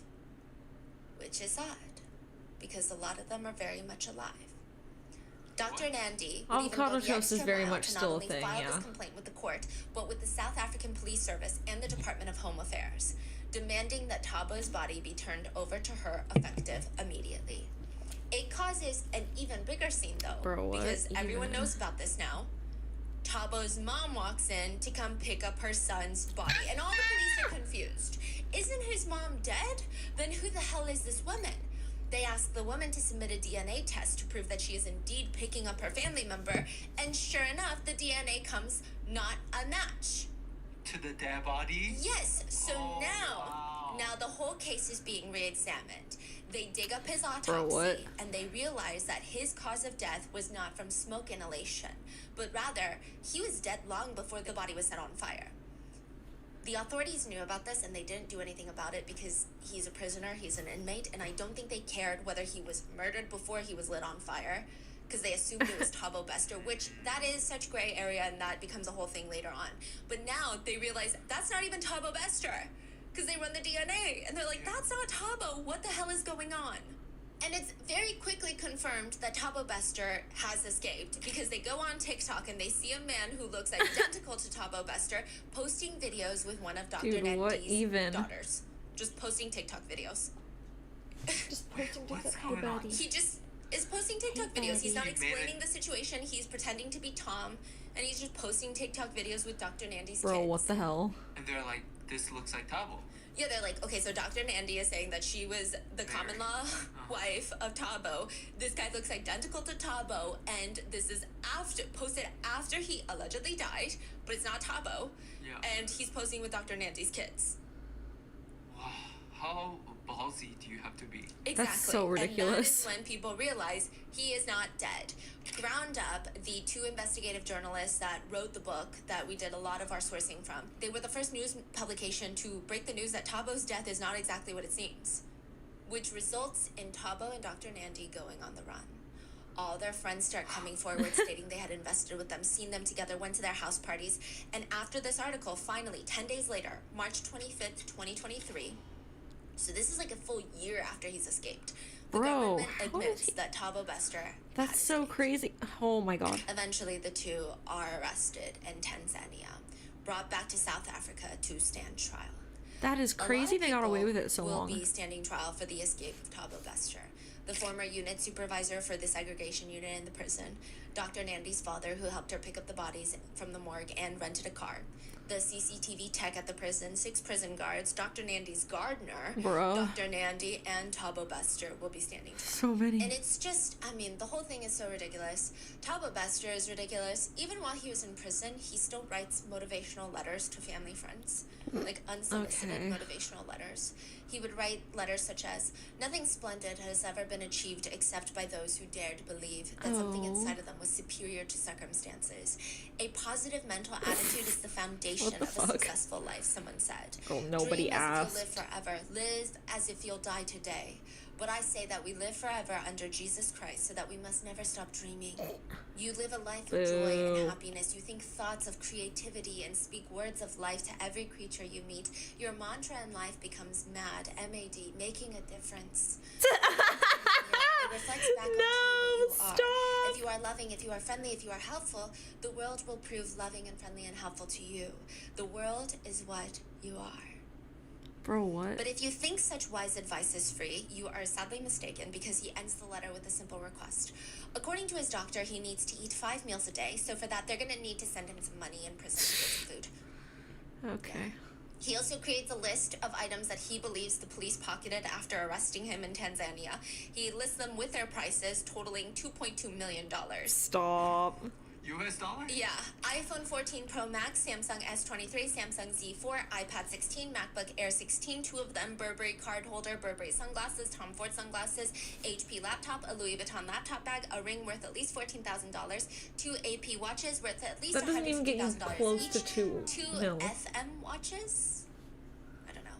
Again, worth at least $150,000 each, 2 Rolexes, This still a doesn't get Cartier you. watch, a This Patek, doesn't- a Whoa. Hey, you didn't Yeah. have all that Where on did you get you. that from? The doctor? Oh, the scams. Scams, Oh, yeah. okay. A bag containing clothes. Highly designer doubt clothes, he had all that on cash, him, but a few also- $100,000 worth of cash from different denominations: USD, Tanzanian shillings, Swiss francs, rands, which nobody knows if what he's claiming is true. Because he's claiming the police Doubt. stole it. They're corrupt. They're stealing his stuff. But even if it's true, he just admitted to having $2.2 million worth of illegal assets that he brought across country borders. Lol. So, I mean, the next investigation would naturally be, where the hell did he get that kind of money? And I don't think he wants them opening up that can of worms, so I don't understand why he thought that was a good idea. Lol. In court, Dr. Nandi and Tabo have been seen flirting, smiling, whispering in each other's ears. Tabo was actually seen walking into court once wearing 2 Louis Vuitton t-shirts layered on top of each other. It's almost like he's going out of his way to be unlikable and be investigated for more financial fraud Sir. crimes. Sir. Have we heard anything about What? like Dr. Nandi? Is it Nandi? Nandi? Dr. Nandi's husband? He's pretty private of a person. And some people speculate that's even why they separated. That she was very much enjoying becoming more of that celebrity status and perhaps Interesting. showcasing too much of their life. And he's much older too. I think he's close to 2 decades older. Damn, that's a little Yes. weird. Now, Dr. Nandi is now claiming that she was technically kidnapped by Tabo Bester. She Girl. was taken to Tanzania and has nothing to do with this. She was No. forced to do all of this. Which is going to be a very tough argument to prove, considering she was just giggle-gaggling with him in court. And then the next court hearing, she's like, actually, He kidnapped me. me. So, So how do the people Man. of the country feel about her? They don't like her. They just, honestly, No way, more really? than not liking her. I think a lot of people are upset with her because it's so dangerous. She's putting so many people at risk, like the civilians, the South African civilians, when this criminal is here Right. to, yes, to scam wealthy people, but also potentially R-word more people, kill more Yeah. people. I mean, the way that he killed his girlfriend with the knife to the chest, that's heartless. That's not nowhere near accidental, nowhere near self-defense. That's literally just sadistic. Yeah, And so people are very angry with her Yeah. for having a hand in that. But on top of that, I think the overwhelming feeling is, how do you become one of these success stories? Yeah, I think that's the weirdest inspiration. part. How do you throw that all away for him? How do you throw away your fairy tale life that you worked your whole entire existence for him? Yeah. Now, a year after Thabo Bester's escape, a tweet starts circulating. The body that was burnt by Thabo Bester in prison is my son. Our government is failing us and I am broken. Oh, that's She said sad. that her son Kalego had gone missing and she reported him missing, but the police wanted nothing to do with it because he's 32 years old. Later, What? the next time she hears about him is almost a year later, and he's found dead. And That's they just sad. I That's sad don't as even fuck. think they were apologetic. They're just like, sorry, he burned to death in prison, but he's probably dead before then. Her son has no criminal record. He's not a prisoner. How was he in a cell in prison in Yeah, what? solitary confinement under a burning mattress? It doesn't make sense. She reports him missing one The day. fuck? No criminal record. He ends up dead, like found in a prison. Nobody will tell her how he died. That is so fucking weird. Eventually, the police say, yeah, we think he collapsed in town, was taken to the hospital, and passed away. And she's like, well, how What? come I wasn't alerted? That doesn't make any sense. Then the next police officer she asked, they changed the story. Oh, he got injured while he was out running errands, and then he Well, died. why are we changing the story? Again, still doesn't explain anything. Nobody can explain to her definitively, That's weird. this is his cause of death, this is what happened, and also how nobody in the family was alerted, how his body was taken out of the morgue by a random person. That's so fucking weird. One suspicion, though, is that Kalego lived in the same neighborhood as one of the prison guards that helped facilitate Taba's escape. Both of them went to the same bar. They were regulars at the same bar, so they might have known each other. We don't know. One of the prison guards just So went to there the could be a random lot more nearby sinister hospital, stuff probably. underway, but I guess we won't know until That, or they I specifically don't know if killed we'll him ever for know. it because they wanted someone who his looked mother cried, similar. This is a place where murderers are kept. How did my son end up here? Oh, I And she feel so bad collapsed for his upon seeing mom. her son's body again. And there's just a lot of questions about the prison itself. Would they have said anything about how suspicious the whole thing was had the press not gotten wind of it first? Because according to the initial autopsy reports that were performed right after Thabo Bester allegedly died, they found out that he didn't die by smoke inhalation. But they didn't care to investigate. They didn't care to open up any sort of thing. They That's just so weird. let it happen. They didn't care.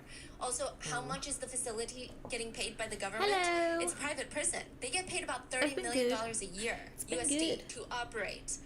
Baby, But this is what they're don't doing. eat the cables. It just feels very, very shady. Do we know how? So like Dr. Sweet baby. Nandi, Nandy, yeah. Dr. Nandi came just back to say hi to straight up Chapman. went to 10 different prison guards and bribed them Yeah, I was giving them about $5,000 ish. each. Yes. That's a And good they're little like, okay. kitty. Yeah, to be fair, they do make. Well, not to be fair, I don't think there's any excuse, but Yeah, to yeah, give I know. perspective, they make about, I think, 800 USD a month. So $5,000, I know maybe if you're US based, it sounds like the conversion rate, it's not that much, but Yeah. Wow. But still, that's all it takes for yeah. someone to get, you know. Because at the end of the day, it's still, I guess, 6 months' salary about. Right. Wow. But wow, I just. That's very. Yeah. And later, one of the heads of the prison was asked. I mean, it's an absolute disgrace that the victims of this man were not warned. Nobody was protected. It's an absolute disgrace, and you should hang your head in shame, all of you. It's not the way you treat people. But the most important thing, answer me this. If, while you were so busy protecting the secrecy of your investigation and deciding not to warn the South African public, who incidentally expect all of us, all of you, to protect them, and have failed, all of us, if Thabo Bester had murdered another woman, R-worded another woman, what would you have said then? You know, that also made me think that Yes.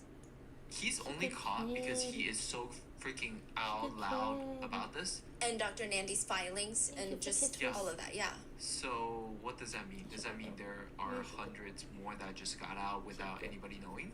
So if Thabo Bester had even just performed the initial housing scam, taken all the money, and they had fled the country, even if they found out, he would still be free, it That's your seems. kitten. Yeah, Kitten So wants there to must see be humans.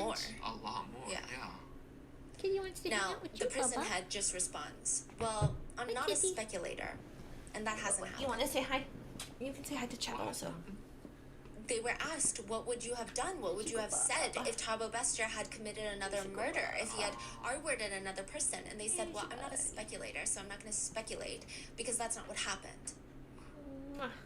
Bro, So while what? everything is underway, there are What kind of a fucking conspiracies, answer is however, that? Thabo is in prison for taking I'm the not a fall for a speculator, senior so politician I'm not gonna at the time of the speculate, 'cause murder, that's not what and that the happened. Like, politicians okay, helped but fund that's his not the escape point of because the it's so question. brazen, and that Dr. Nandy was actually not having an affair with Thabo Bester, but was having an affair with the senior politician's son, and that's It's how she got Miso, wrapped yes. up into all of this. Of course, But I me, don't so. know. Soul never I asked don't to get know. picked up. Maybe if you are more familiar with everything going on in South Africa, if you can let me know. I am intrigued by that conspiracy, though. Now, I do think that Thabo is a very weird question in this whole case. I just feel like his brain needs to be studied. But even more is Dr. Nandy. She's the bigger She's question. so weird to me. Why would she even get involved in the first place? Right? What are your thoughts on this? It's so weird. I mean, this whole thing has just been so bizarre. Damn, we're already I finished don't the think second it video. is. Also, you Oh said god, the it's photo, almost 10 right? o'clock. You can't do I have to go something back doing by- taxes. No. Someone just snapped a photo? Yes, because Dr. Nandy is a celebrity and that's not her husband. So they snapped a photo No, I've not already been knowing that the man streaming in the 4 photo was hours. Thabo Bester. Oh, that was a fan snap. Like, oh, Yes. look, here's a doctor so-and-so. Who was No, allegedly cheating Chad, on her I was having husband. too much It looks fun like with she's you having an guys. affair. I got so close to So finishing it though. seems that her being separated from her husband got so close. was accepted by her friends, but I don't think she made it public. I see. I don't think she told her followers. So it's like a paparazzi photo. Yes, Turned out they were like, wait a minute, that's a killer. The way that I've been doing, but was dead. Yes, but they don't find out. the way I've until been way able to later. get through doing taxes just is I sit on work this for an photo. hour, The photo and then I give resurfaced. myself a 15-minute Yes, break, once and then I work for another everything hour, comes and I do apart, that for oh, like a she's few dating hours, Thabo and then I give Bester. myself an hour break, and then I get back to it. That is crazy. That way I'm not going And crazy. That's the ongoing case of Thabo Bester. But yeah. What are your thoughts? Please leave it in the comments, and I will see you in the next one. Damn. Thank you, Queen, for keeping us entertained. Everyone go like the video. Alright, well let me swap back over to here. Alright, so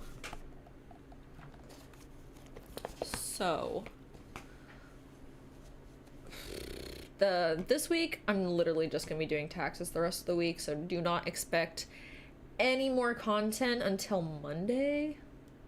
Also, why is chat? There's chat.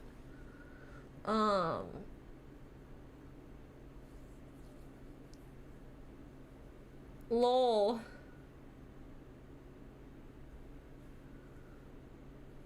I feel that so hard. Thank you, Vincent. Let's go. Hell yeah. Oh shit. Oh shit. You're one behind. Let's go. Thanks, guys. Yeah. So this week you're not getting any other content. Maybe I'll post a few pictures if I even have the energy to take them. I've literally been like rolling out of bed, getting on and doing taxes, and then brain rot, and then taxes, and then I do a little bit of work, and then that's it. But I have not taken any photos or anything, so yeah.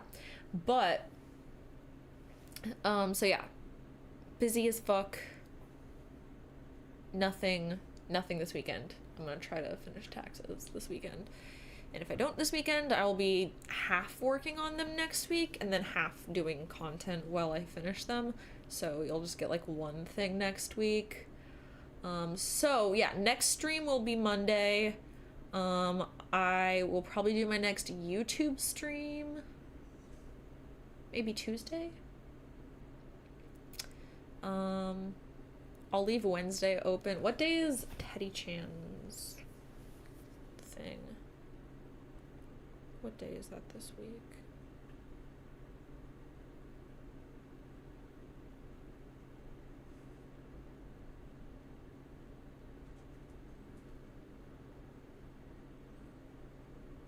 Tuesdays. Oh, it's Tuesday. Okay. Okay. Tuesday. All right. So never mind. The next stream on here. I guess I'll just swap with Teddy. Yeah. So I will do my next Teddy Chan stream on Tuesday. Hopefully everything works and I don't have technical issues. Otherwise, the next YouTube stream will be on... I'll make it Friday. I'll just keep it on Friday. Yeah, so we'll do another one on Friday. Fansly stream on Monday, maybe Thursday. Teddy on Tuesday. I'm gonna try to film something next week on Wednesday. I'm keeping it a light plan just in case I do end up having to keep doing taxes through the week. So yeah, but I will see you around the same time next week. So if you like watching me on YouTube, I will see you next week on Friday. Otherwise, I'll be streaming on Fansly, and it's slightly more lewd on other days of the week, and we can also watch movies and shows and stuff together on there, which is why I like doing that. So I will see you guys in the next stream. Thank you for hanging out with me. Thank you if you subscribed or anything. Thank you if you liked the video. Thank you if you joined. Thank you if you chatted with me. Thanks for voting in the poll. Alright. I will see you guys on the next one. Enjoy the outro. Mwah. Bye.